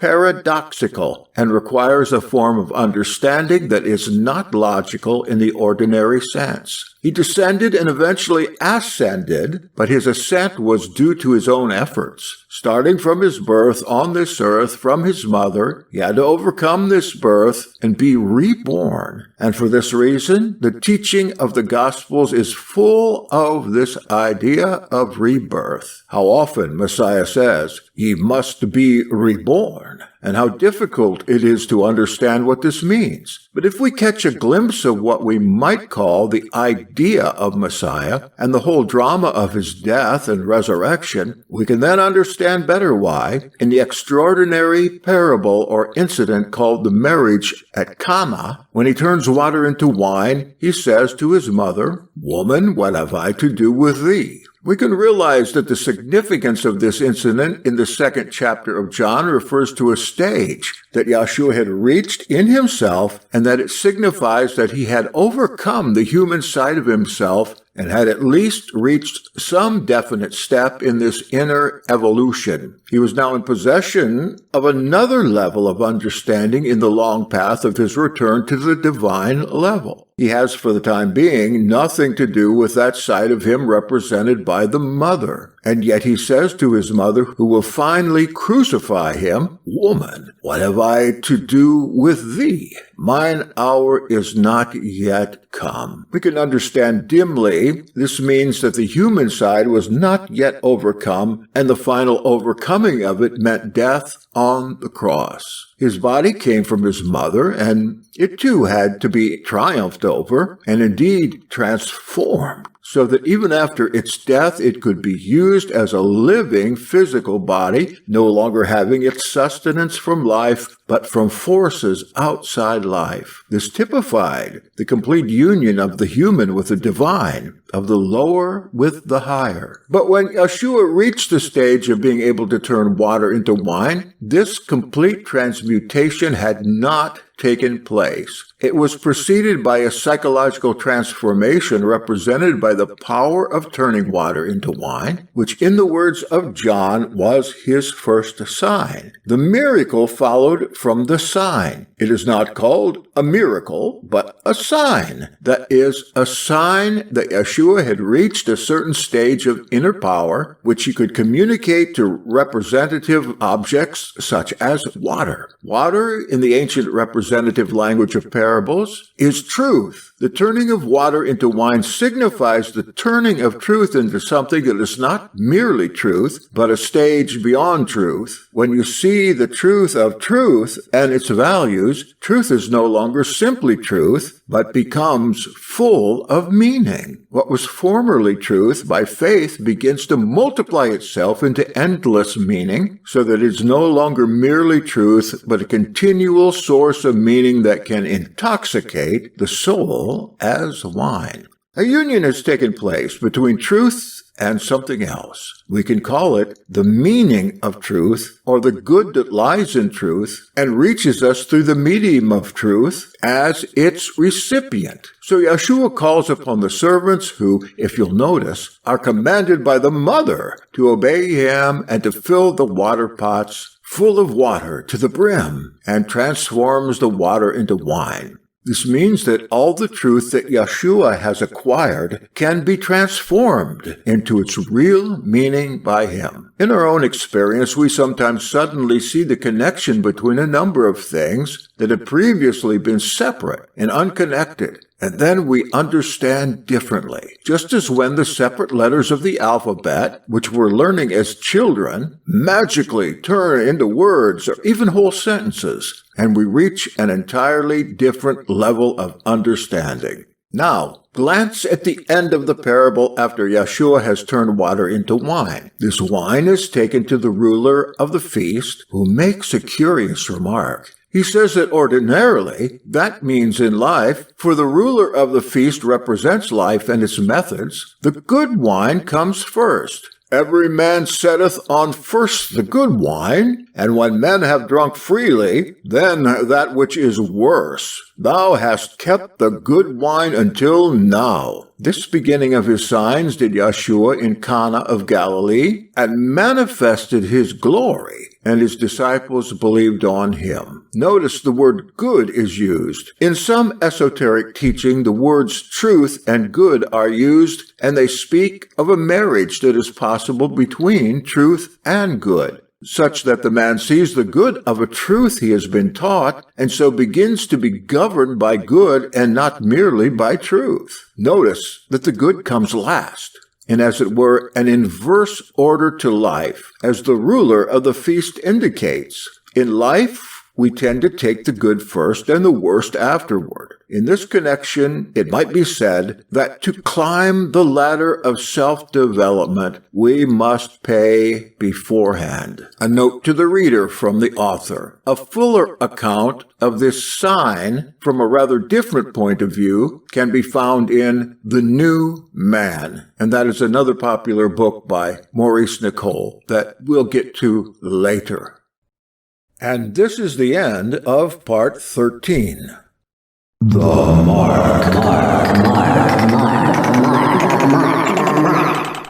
Part 14. Esoteric Schools. Let us consider some passages where the term wine is used, both in the Old and New Testaments in a sense that evidently cannot be literal. When, in Genesis 49:11, it is said, "He washed his garments in wine and his vesture in the blood of grapes. His eyes shall be red with wine, and his teeth white with milk." It's fairly apparent that wine has a special meaning connected with what a man wears and how he sees. To imagine that this passage has a literal meaning is to make nonsense of it. Psychologically, what a man dresses in refers not to the literal clothing of the body, but to the clothing of the mind, to the mental beliefs and attitudes. Everyone is dressed up psychologically in opinions and viewpoints which form his mental garments, and his mental eyes view things through them. There is a description of both garments and eyes being washed in some state of insight called wine. Psychologically, a man is dressed in what he believes is true, and mentally he sees by the same means. If wine represents a particular stage in the development of the understanding of truth, the phrase eyes being red with wine refers to the state of vision belonging to it. Some very high state is indicated, a state of the development of the understanding beyond the level of water. In the Apocalypse, in the vision of the 4 horses, it is said of the black horse, "And I saw, and behold, a black horse. And he that sat thereon had a balance in his hand. And I heard a voice saying, A measure of wheat for a penny, and 3 measures of barley for a penny, and the oil and the wine hurt thou not." Revelation 6:5 and 6. It can't be assumed that the wine here refers to literal wine, nor indeed the oil. At this very earthly level of thought indicated by the black horse, where a strict balance rules and everything is measured so that a man must pay strictly for what he gets. Even here there is oil and wine, that is, something higher. And this must not be hurt. In the parable of the Good Samaritan, wine again appears in a significance that can be taken either literally or psychologically. In esoteric teaching, the term vineyard is often used in connection with schools of teaching that seek inner evolution. The attempts made to raise man internally, the schools formed for this purpose, are compared with vineyards from which grapes and wine, or a vintage, are expected. For the kingdom of heaven is like unto a man that is a householder which went out early in the morning to hire laborers into his vineyard. Matthew 21. Or, to take another illustration that shows how easily all teachings about man's inner possibilities and evolution can be distorted or fail, and he began to speak unto them in parables. A man planted a vineyard, and set out a hedge about it, and digged a pit for the winepress, and built a tower, and let it out to husbandmen, and went into another country. And at the season he sent to the husbandman a servant, that he might receive from the husbandman the fruits of the vineyard. And they took him, and beat him, and sent him away empty. And again he sent unto them another servant, and him they wounded in the head, and handled shamefully. And he sent another, him they killed, and many others, beating some and killing some. He had yet one, a beloved son. He sent him last unto them, saying, They will reverence my son.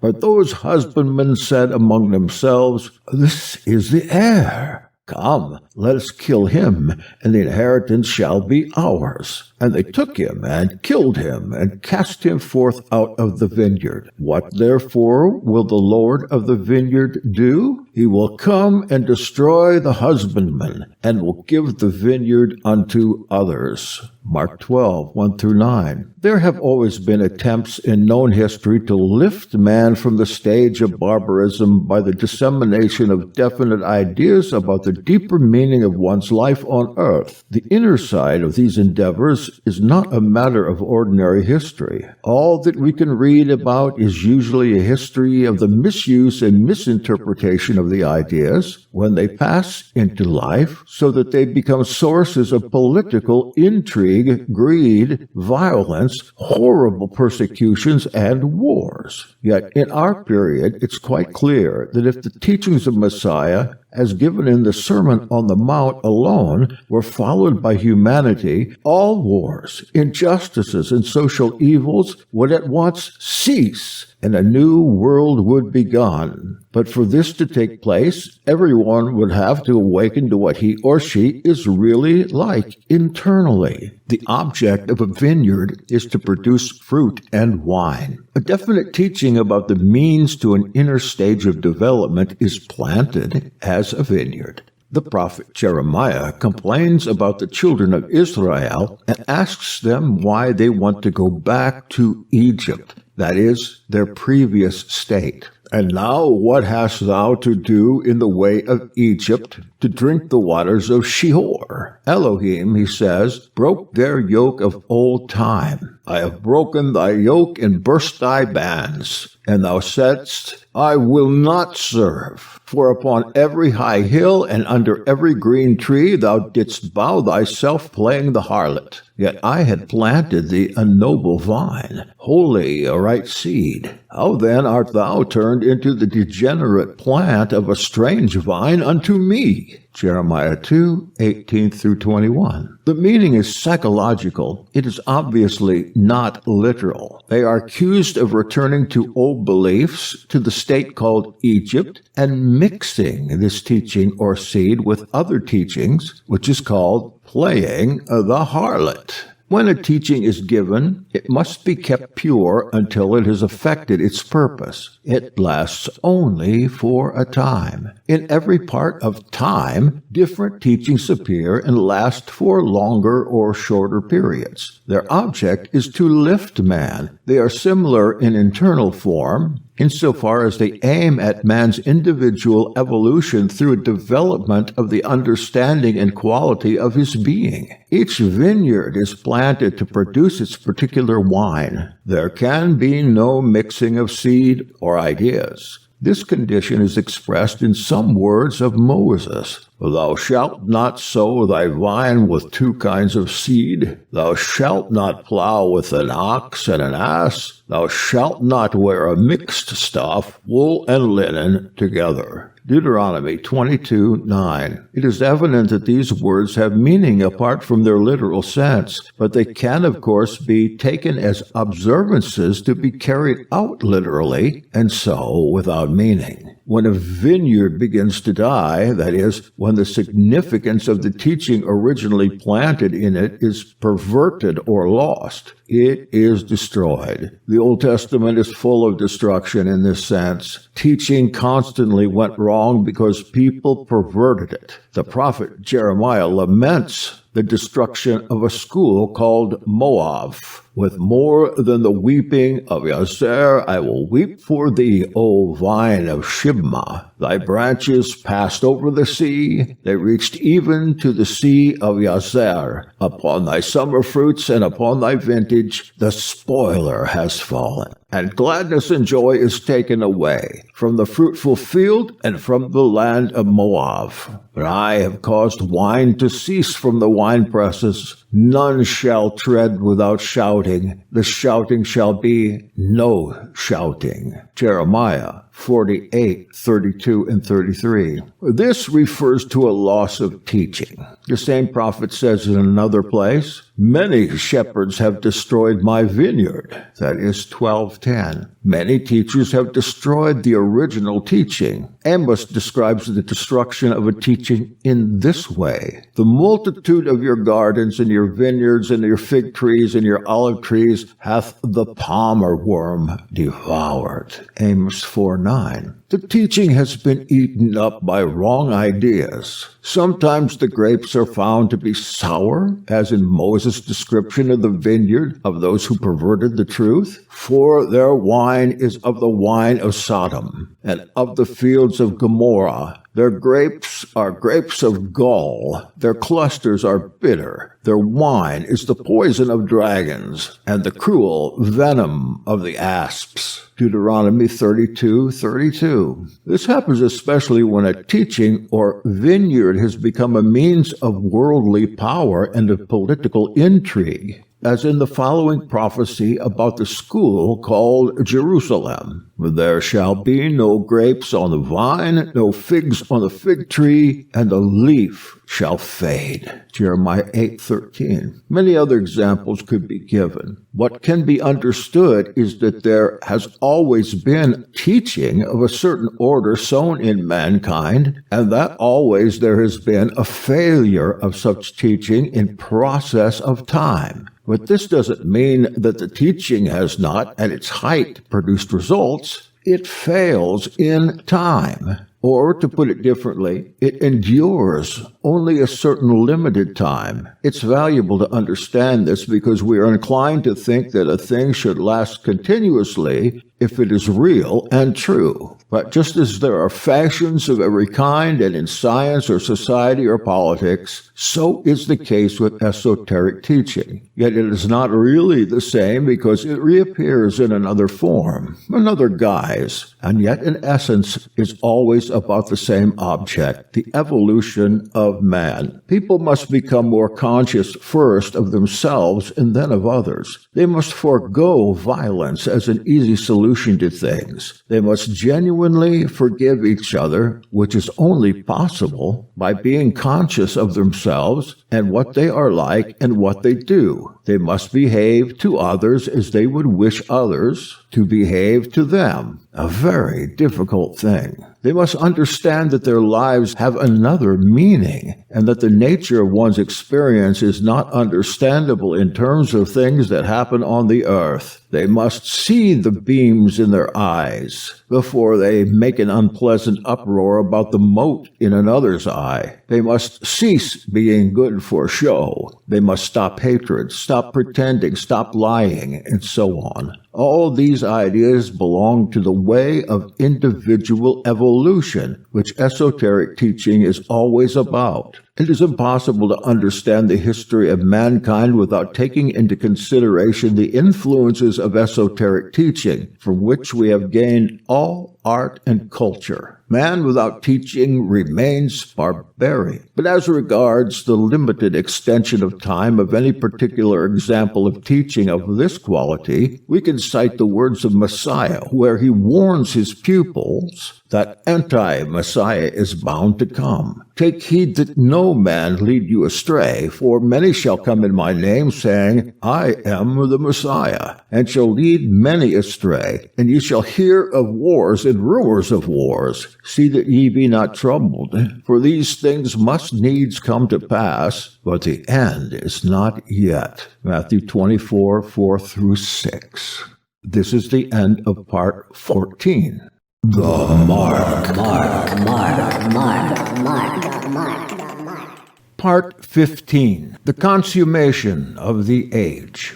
In the esoteric teaching in the Gospels, many references to the second coming of the Son of Man are found. To understand what they mean, it's necessary to realize one of the fundamental ideas of esoteric psychology in reference to the human race on Earth. A particular form of esoteric teaching given at a certain moment in time, that is, historically speaking, lasts only for a limited period. Its force and its meaning gradually begin to die. In the case of the teaching of Messiah, which gave meaning and force to many developments in human life, we notice that Messiah didn't say that this teaching would last forever. He gave a very clear indication that it could only last for a certain time. In this connection, he speaks of what will happen, what signs will occur, when the force, the impulse that was given by his strength begins to wane in the world.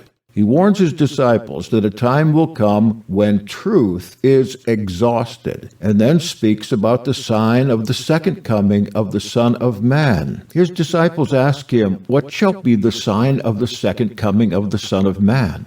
disciples came unto Yeshua, saying, Tell us when those things shall be, and what is the sign of thy coming and of the consummation of the age. Ion. And Yeshua answering said to them, See that no one lead you astray. For many shall come in my name, saying, I am Messiah, and shall lead many astray. But ye shall hear of wars and rumors of wars. See that ye be not disturbed, for all these things must needs be, but the end is not yet. For nation shall be stirred up against nation, and kingdom against kingdom, and there shall be famines and pestilences and earthquakes. But all these things are the beginning of sorrows. Matthew 26, 3-9. The phrase consummation of the age is sometimes translated as end of the world. For this reason, many susceptible people think that a time will come when the visible world will be destroyed. However, in the Greek he suntelia to ionos, the meaning is quite different, and it has nothing to do with the visible world. We rather have to think of the meaning as referring to the end of a period of time, ionos, eon, age. We have to think of the meaning as referring to the end of a period of culture, the end of a phase of humanity, and the beginning of an increasing confusion in which literally nation may rise against nation and so on. But the psychological meaning refers to something quite different. In many of the esoteric books of the Old Testament, which have a meaning quite apart from the literal sense, the idea that truth may fail on the earth is frequently found. When a nation or a people lose their fundamental and traditional values and no longer have any background, they can be compared with an earthquake.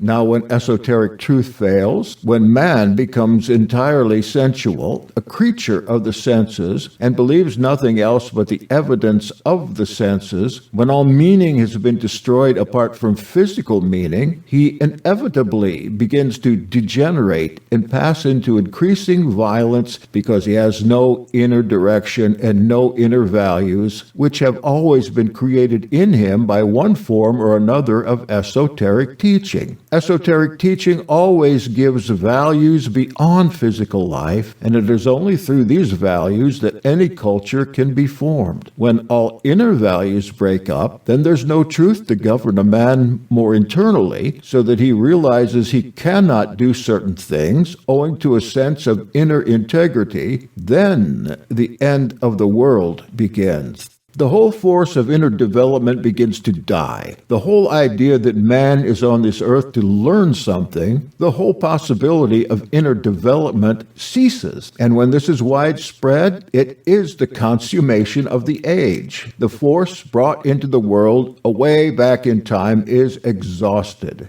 But we have to notice that when this happens, a second coming is at hand. From Matthew 24, we can see that man regarded psychologically from the standpoint of higher and esoteric teaching must be given truth to lift him from the level of violence, self-interest, and appetite. And when this truth, by its passage through generation after generation, becomes completely distorted, a period of confusion follows, which leads to a second manifestation of the truth, represented as the second coming of the Son of Man. People imagine that truth will always maintain itself, but all truth wears itself out, and a new form of the same truth must be sown on humanity. Every nation, every race has been given truth. It's always the same truth, but given in different forms, sometimes with the emphasis more on one side or more on another side, according to the conditions of the time. But when truth of this kind breaks up, and it loses all its guiding force, when it has lost all its effective power, there is a consummation of the age, followed by a period of confusion, which heralds the coming of another form of the same truth. With this brief description, we can perhaps realize that the consummation of the age does not mean the end of the world, but the end of one manifestation of the truth, and also that it will be inevitably followed by a new manifestation of truth, which of course may take centuries to come into force. It's a cycle that recurs, so we can understand that the Son of Man will come again, for this means the renewal of esoteric teaching on the earth. The force is given and gradually dies away in time. The period of chaos follows. The force once more comes down again. Each manifestation is called in the eso-teaching of Messiah the second coming of the Son of Man, of some being taking on the level of humanity, raising himself up through his own overcoming of all human temptations, and once more reestablishing order, and so again opening the way for human development. The higher level is then once more open to the lower level, and the purpose of man's original creation to pass from a lower to a higher level of being and understanding is once more made possible. What then is this truth that is sown into the world at definite intervals to lift man beyond his senses? Is it merely a question of arbitrary, literal commandments? We can notice that Messiah began his teaching not with any literal commandments, but with a psychological idea. The idea of metanoia, which means change of mind. Esoteric teaching begins with the idea that change of mind is the first thing. This word, metanoia, awkwardly translated as repentance, means a new way of thinking about the meaning of one's own life. Esoteric teaching is to make us think differently. That is its starting point. To feel the mystery of one's own existence, of how one thinks and feels and moves, and to feel the mystery of consciousness, and to feel the mystery of the minute organization of matter. All this can begin to affect metanoia in a man. The contrary is to feel that everything is attributable to oneself. The one feeling opens the mind to its higher range of possibilities, and the other feeling closes the mind and turns us downward through our senses. War in heaven. Things do not remain the same. Behold, the former things are come to pass, and new things do I declare. Before they spring forth, I tell you of them. Isaiah 42:9. But apparently, it's not only conditions on earth that change, but in heaven also. There shall be a new heaven and a new earth. Revelation 21:1. Moreover, it's indicated that those in heaven do not necessarily remain there when a new heaven is created. We read of there being war in heaven, of Nicoll and his angels fighting with the dragon and his angels. Revelation 12:7. The dragon and his angels were cast out of heaven, neither was their place found any more in heaven. They seem to represent all those who externally are moral and pious, but inwardly have no belief. Messiah laid great stress on the necessity for inner belief and the uselessness of outer religion only. It would appear that the outer practice of religion may be rewarded by a sojourn in some kind of heaven which comes to an end. As in their life on earth, these people who inwardly believe nothing but are externally rigid, literal, and forbidding are compared to dragons. There is nothing of grace about the dragon-faced.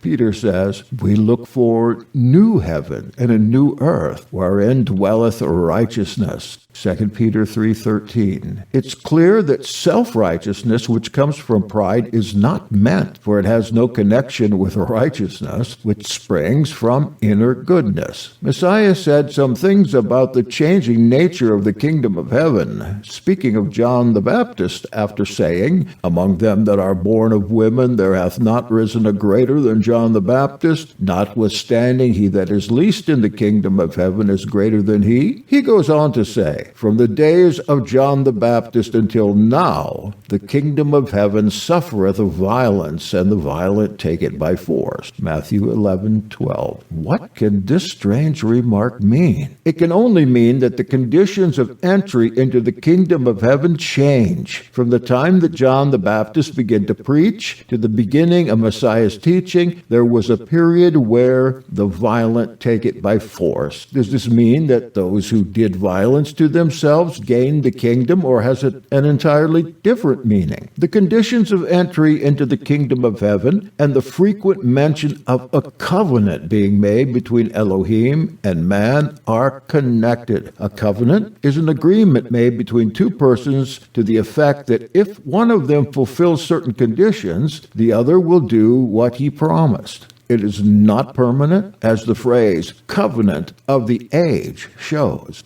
The Hebrew word olam, translated often in the Old Testament as everlasting, really means age-lasting, lasting for an aeon, as in the passage in Jeremiah 32:40. And I will make an everlasting covenant with them, that I will not turn away from them to do them good. In a developing humanity which is being raised from a state of relative barbarism, it would not be expected to be permanent. The Ten Commandments given to the Israelites on Mount Sinai were a covenant between Elohim and Israel. If the Israelites obeyed them, Elohim would prosper them. If ye walk in my statutes and keep my commandments and do them, I will have respect unto you, and make you fruitful, and multiply you, and establish my covenant with you. And if ye shall despise my statutes, or if your soul abhor my judgments, so that ye will not do all my commandments, but that ye break my covenant, I will destroy your high places, and cut down your images, and cast your carcasses upon the carcasses of your idols. And my soul shall abhor you. Leviticus 26:3, 9, 15, and 30. The commandments are about what was to be done and about what must not be done. That was the mark to aim at. Consider the first commandment, thou shalt have no other gods before me. And the last, thou shalt not covet thy neighbor's house, thou shalt not covet thy neighbor's wife, nor his manservant, nor his maidservant, nor his ox, nor his ass, nor anything that is thy neighbor's. Exodus 23 and 17. Are these possible to carry out? It has often been said that what a man loves most is really his God. A man may, of course, imagine he loves Elohim before everything. In that case, he doesn't notice himself. Although self-love is a giant power, it's not easy to observe even a fraction of it. When it peeps out unmistakably, we justify ourselves at once. Again, who can say that he is aware of all his forms of covetousness and that they have no power over him? If he says so, does he observe himself enough? Sin means to miss the mark. In the New Testament, the word translated as sin is taken from aiming an arrow at a mark and missing it. In the Old Testament, the Ten Commandments were the mark, that is, the law, the Torah. Messiah said he brought a new law, love one another. He speaks of a certain kind of love, conscious love, and not of emotional love, which changes so easily into its opposite. A new commandment I give unto you, that ye love one another as I have loved you, that ye also love one another. John 13:34. Messiah speaks in a parable of the end of the age. He uses the word aeon, which refers to a period during which certain possibilities and conditions exist. With the coming of Messiah, one of these periods begin, and with it certain conditions for entry into the kingdom of heaven. Those who followed the teachings of Messiah sincerely from their hearts, and not merely externally, could gain the kingdom of heaven. The parable, which is usually called the parable of the tares and the wheat, is as follows. The kingdom of heaven is likened unto a man which sowed good seed in his field. But while men slept, his enemy came and sowed tares among the wheat, and went his way. But when the blade was sprung up and brought forth fruit, then appeared the tares also. So the servants of the householder came and said unto him, Sir, didst not thou sow good seed in thy field? From whence then hath it tares? He said unto them, An enemy has done this. The servant said unto him, Wilt thou then that we go and gather them up? But he said, Nay, lest while ye gather up the tares, ye root up also the wheat with them. Let both grow together until the harvest. And in the time of harvest I will say to the reapers, Gather ye together first the tares, and bind them in bundles to burn them, but gather the wheat into my barn. Matthew 13:24 and following. Messiah explains that this parable is about the end of the aeon, not world, as it is translated. He that soweth the good seed is the Son of Man. The field is the world. The good seed are the children of the kingdom, but the tares are the children of the wicked one. The enemy that sowed them is the devil. The harvest is the end of the world, and the reapers are the angels. As therefore the tares are gathered and burned in the fire, so shall it be in the end of this aeon. The Son of Man shall send forth his angels, and they shall gather out of his kingdom all things that offend, and them which do iniquity, and shall cast them into a furnace of fire. There shall be wailing and gnashing of teeth. Then shall the righteous shine forth as the sun in the kingdom of their Father. Who hath ears to hear, let him hear. Matthew 13:37 and following. This explanation of the parable refers to the termination of a period of conscious selection. In each age, there is the idea of selection, not blind, but intelligent. Each age or period appears to bring about a different kind of selection. In one short parable, Messiah compares the kingdom of heaven in general to fishermen using a net to catch fish. When they had got sufficient, they selected the good and threw the useless away.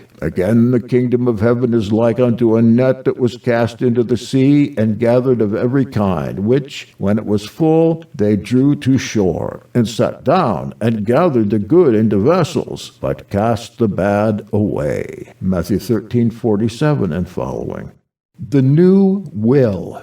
Someone pushes me up a grass slope. There's a ditch. It's not wide, but difficult to cross. The difficult-to-cross ditch at the top of the slope is full of the bones of prehistoric animals, the remains of violent things, of beasts of prey, of monsters, of snakes. They go far down into this abyss. There is a plank to cross by, but the air seems full of restraining power, like the invisible influence of some powerful magnet. And this, with the fear of crossing this depth, although the width is not great, holds me back.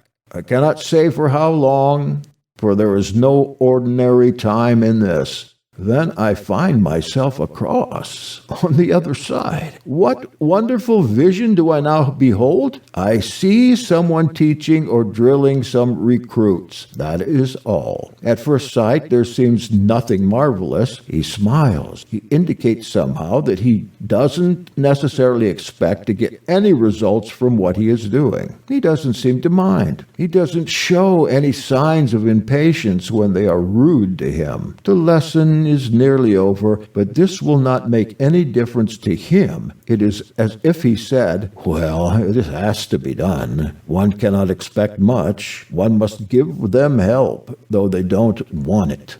It is his invulnerableness that strikes me. He is not hurt or angered by their sneers or lack of discipline. He has some curious power, but hardly uses it. I pass on marveling that he could do it. I couldn't take on such a thankless task. Eventually, I come to a place, perhaps a shop, where boats are stored. Beyond is the sea.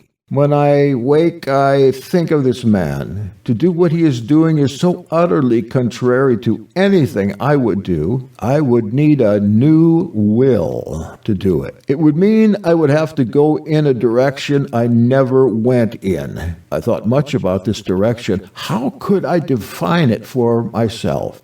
I would have been violent to those recruits. Yes, that was it. He showed no violence. He had not a will of violence. He seemed purified from all violence. That was the secret. That was the source of the curious power I detected in him, a man without violence. And then I reflected that to reach him, I had to get across to the other side of the deep gulf full of the bones of prehistoric beasts, full of the remains of violent creatures. This had been done for me somehow, and I found myself in the border of another country, at the edge of it only, but beyond the prehistoric beasts. Here, this non-violent man lived and taught. It was the country of the non-violent, where recruits were being taught. They seemed an indifferent lot, but perhaps they represented people who could learn something eventually. He had nearly finished his lesson. Beyond was the sea, and there were boats stored near it. No doubt, when he had finished the course, he was going on somewhere, beyond the land. As for me, I had been given only a glance into the meaning of the new will, a will not based on violence or on having your own way. I repeat, only a glance, for I knew I had not, save in spirit, really crossed that deep gulf yet, filled with the bones of the violent past, and left it behind, finally. There were no recruits for me, or were those recruits different eyes in myself that I was trying to teach? Certainly none of the waiting boats was mine, but from this glance I know more practically what going in a new direction is, and what a new will purified from violence means. I know also that the possibilities of following this new will and new direction lie in every moment of one's life, and that I continually forget. End of part 15. The Mark.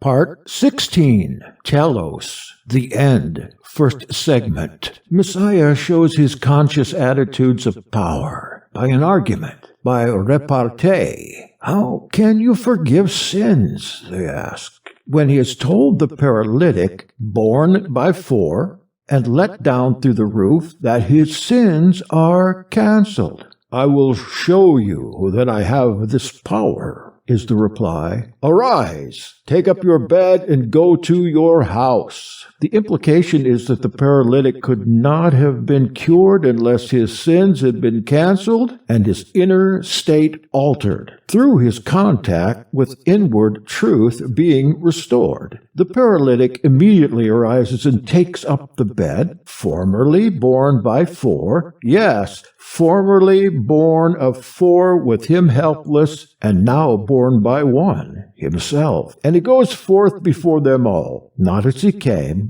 let through the roof, the press of people being so great. The outer change reflects the inner transformation, whereas in himself, when indeed there was such a press, he was taken no notice of. Now he goes out before them all. Why? Because his sins are forgiven, cancelled, torn up like a promissory note, so that his internal accusers no longer can persuade him that he is utterly insignificant, of no importance whatsoever. They, who hitherto prevented his coming near Messiah, now see him walking before him, before them all, no longer lying passive, but standing active, no longer in mind horizontal in the heavy feelings of time, but vertical in the light of eternity. The time situation has changed in a flash to the eternity situation, where a man from being prone becomes upright, his sins having been forgiven. For eternity, which is fullness, must always be forgiving time for its poorness, its wretchedness, its inability to imitate eternal things. And so the eternal Messiah forgives men on earth, provided they have faith, which is vision. Faith is the power of looking up. For when the paralytic and the 4 bearing him were unable to approach because of the press, and had climbed up and opened the roof, it is not said that Messiah perceived their faith, for is not all faith climbing and opening the roof, breaking up that which prevents us looking up? Notice, he perceived their faith, not the paralytics only, but also the faith of the four who bore him and climbed up and opened the roof, taking the helpless paralytic with them. They uncovered the roof where he was, and when they had broken it up, they let down the bed whereon the sick of the palsy lay. But Messiah, perceiving their faith, speaks only to the paralytic, for not all five are one in faith. Mark 2, 1-12. Telos, second segment.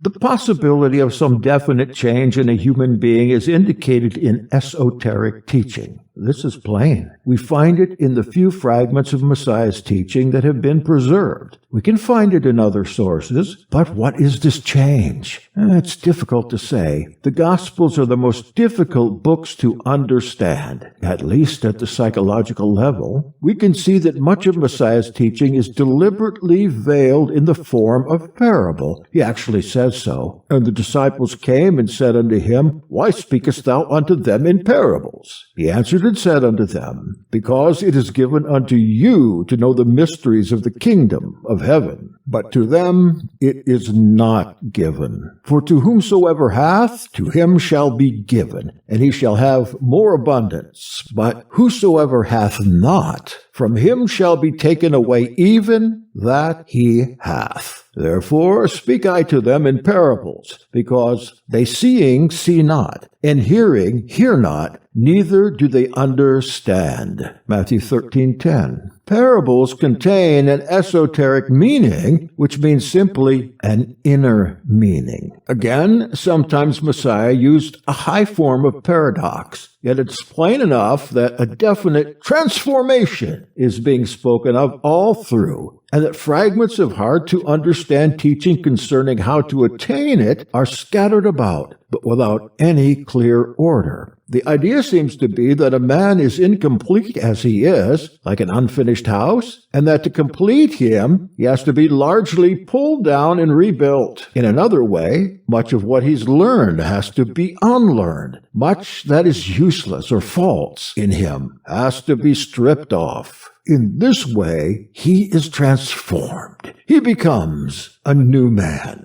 Now, this telos of transformation of a man can be thought of as the mark to be aimed at. One may never see it or never grasp, or one may have poor aim. Sin means to miss the mark. The Greek word hamartano really means to miss the mark, but it is translated as sin. Literally, the word was used in archery when the target was missed. It would seem clear, therefore, that we cannot understand the idea of sin in the right way unless we gain some idea of what it is that we have to aim at. To miss the mark is sin, but what is the mark? The existence of a mark evidently causes sin, because if there were no mark to aim at, there would be nothing to miss and therefore no sin. In fact, Paul exclaims that had there been no commandments, he would never have sinned. The commandments caused him to sin. A startling idea, actually. Just as in the mythos of Adam and Eve, the prohibition to eat allegorically the fruit of the tree of knowledge caused sin and the fall of man. The mark was somehow missed. Speaking of the 10th commandment, thou shalt not covet, Paul says, had it not been for the law, I would never have known what sin means. Thus I would never have known what it is to covet unless the law had said, thou shalt not covet. The commandment gave an impulse to sin, and sin resulted for me in all manner of covetous desire. For sin, apart from law, is lifeless. Romans 7:7. He would not have recognized such a thing as sin but by means of the law. He was alive and flourishing, he says, without the law, but when the commandment came, sin came alive.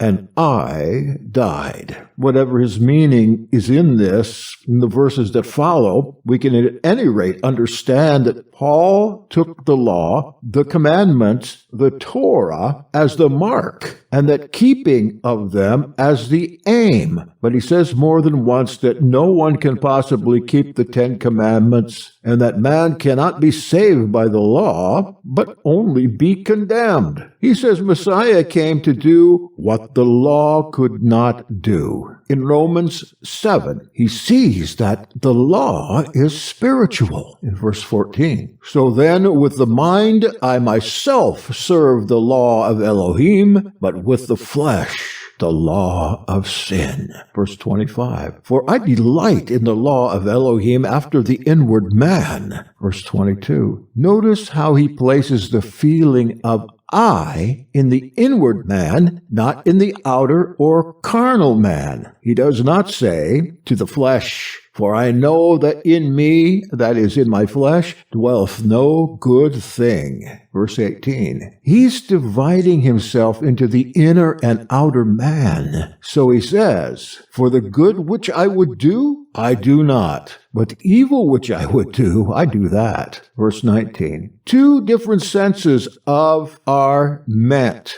It is not the same. That would and does not, or would not and does. Let us call one of these it. Then the passage would read, for the good which I would, I do not. But the evil which I would not, that I do. Verse 19. Two different senses of I are meant. It is not the same I that would and does not, or would not and does. Let us call one of these it. Then the passage would read, for the good that I would, it does not. But the evil which I would not, that it does. It should become clear why he goes on to say, now if I do that I would not, it is no more I that do it. Verse 20. It does it, not I. So he concludes that to this part of him that does what he would not and does not what he would, he can say, this is not I. Through this, the feeling of I is withdrawn from it and concentrated in the inner man. It is said at the beginning of chapter 8 that the commandments failed to set men free because no man could keep them. Therefore, Messiah came to do what the law could not do, that the ordinance of the law might be fulfilled in us, who walk not after the flesh, but after the Spirit. The telos is to free us, for Messiah is the telos,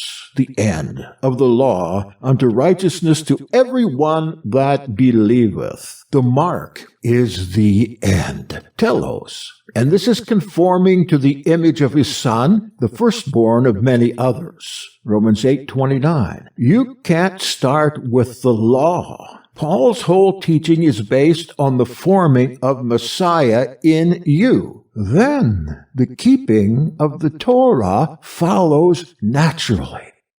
And this is the end of the book, The Mark. In the next section, we'll go through a very interesting appendix. So don't give up yet. One more session should do it. Thank you for listening to The Mark. Part 17, Appendix. In the Old Testament, the word translated as repent is the Hebrew shuv, to turn or return, to change direction, to turn right around and face the other way. In the Quran, two words are translated as repentance. Nadam, which means remorse, and Tawbah, which means returning. That is, returning unto Elohim. According to Hastings, the Latin word is retrospective. It looks back with a revulsion of feeling to past acts, whereas the Greek word is prospective. It speaks of a moral renewal with a view to transformation of the entire man. We translate it, that is metanoia, repentance, with the meaning of lamenting for our sins, and we translate it wrongly. of metanoia, as Yeshua used the word, lamenting one's sins was a small part. The main part was something far more active and further, the setting up of an immense new inward movement for obtaining the rule of life, and metanoia, accordingly, is a change of the inner man. That definition comes from Matthew Arnold, Literature and Dogma. The word epiousios. The translation of epiousios, which has been sometimes rendered as supersubstantial, for instance, give us this day our supersubstantial bread, it doesn't sufficiently express the clear ideas contained in the original word, but is far better than some translations which trace their origin of the word differently. For example, in the footnote in the Revised Version, bread for tomorrow is given, taking the meaning of the particle epi not as referring to the present order or scale or position, namely, to what is adjacent but above, but as having a time sense. And from this point of view, eternal bread has been suggested, or bread of the future life. The Greek word translated as eternal doesn't occur in the Master's Prayer, save in the added part, where it is translated forever and ever, quite wrongly, it having no meaning of endless time, but referring to an order above time. Early Greek teaching. Blessed is the man who has gained the notion of divine wisdom. Wretched he who has a dim notion of the gods in his heart. That's from Empedocles, fragment 132. The whole idea of all the ancient divine philosophy influenced by Pythagorean teaching was purification and loosening, so that mind and heart were reopened to realities and truths that could be internally reached, and that daily life obscured.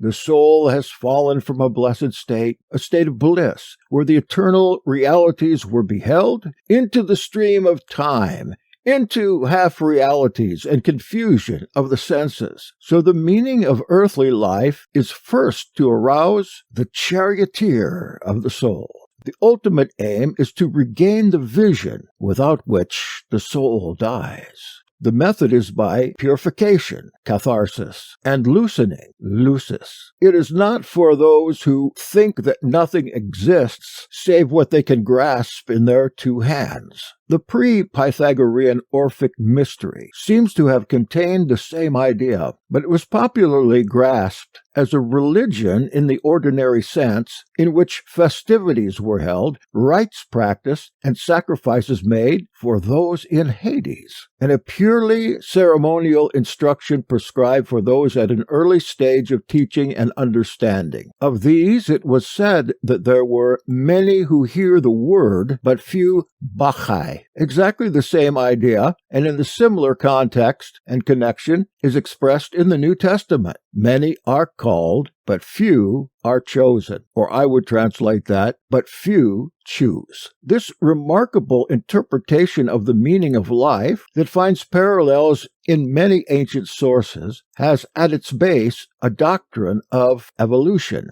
Man can evolve in a definite direction and towards a definite goal, which some have reached, and of these a few have left behind their instructions, which become usually turned into religions. So the Greek philosophers despised the Orphic rites. They did so because they felt that only philosophy was the real way of preventing the soul's reincarnation into time and effecting its return to the star which belongs to it. And by philosophy, they meant, first of all, a continued state of attention, which Plato, above all things, has made clear in the person of Socrates. In fact, the whole of the dialogues can be seen in this light as a description of a means used by the school of which Plato was a member. This continued effort of the mind was accompanied by catharsis and lucis. We can at least understand what lucis meant. Literally, the verb from which the noun is derived means to loosen, and an important secondary meaning is to ransom, to unbind by payment. Socrates was constantly shown as loosening men from themselves. from their borrowed opinions, imagination, and false assumption of knowing. Everyone suffers from himself, which he does not see. People remain ignorant because they imagine they already know. Quote, "We can draw a line which divides ignorance into halves, one a very great and bad sort, quite distinct from all other sorts. What is it? When a person supposes he knows and does not know, this appears to be the great source of errors." That's from Sophist 229 BC. To free men from the illusion of knowing was clearly one side of the loosening that frees the soul. This is a painful process that few can tolerate because it involves the action of another on the person himself, that is, in his intimate psychology, in the seat of his self-love and self-importance. Many became offended, some furious, and a similar situation is mentioned in the Gospels more than once. People were nearly always offended by what Messiah said. He said to the Pharisees, "If ye were blind, ye should have no sin, but now ye say, We see. Therefore your sin remaineth." Man is not equal to the development indicated in religion. He cannot even see the idea concealed in its language, and he cannot make the necessary efforts. He misunderstands the whole thing and believes that religion or creed at the bottom is external worship and nothing more than a social or political invention for making people moral or obedient, or a sort of tenacious superstition. He cannot understand that it is about super psychology, that is, about real psychology, about the next state or level of man and what it is necessary to do and think and feel and imitate and understand in order to reach that level. He does not see that all real religion, and this is its test, is not about another world, but about another man, latent but unborn in every man, who is in another world of meaning. And that's what it is talking about in parable, allegory, and paradox, is this Superman in man. And this is why it talks in parable, allegory, and paradox, because there's no way possible to describe the transformations leading to and the states belonging to a higher level, when ordinary language itself is a function belonging to a lower level, the level of things seen. The word teleosis.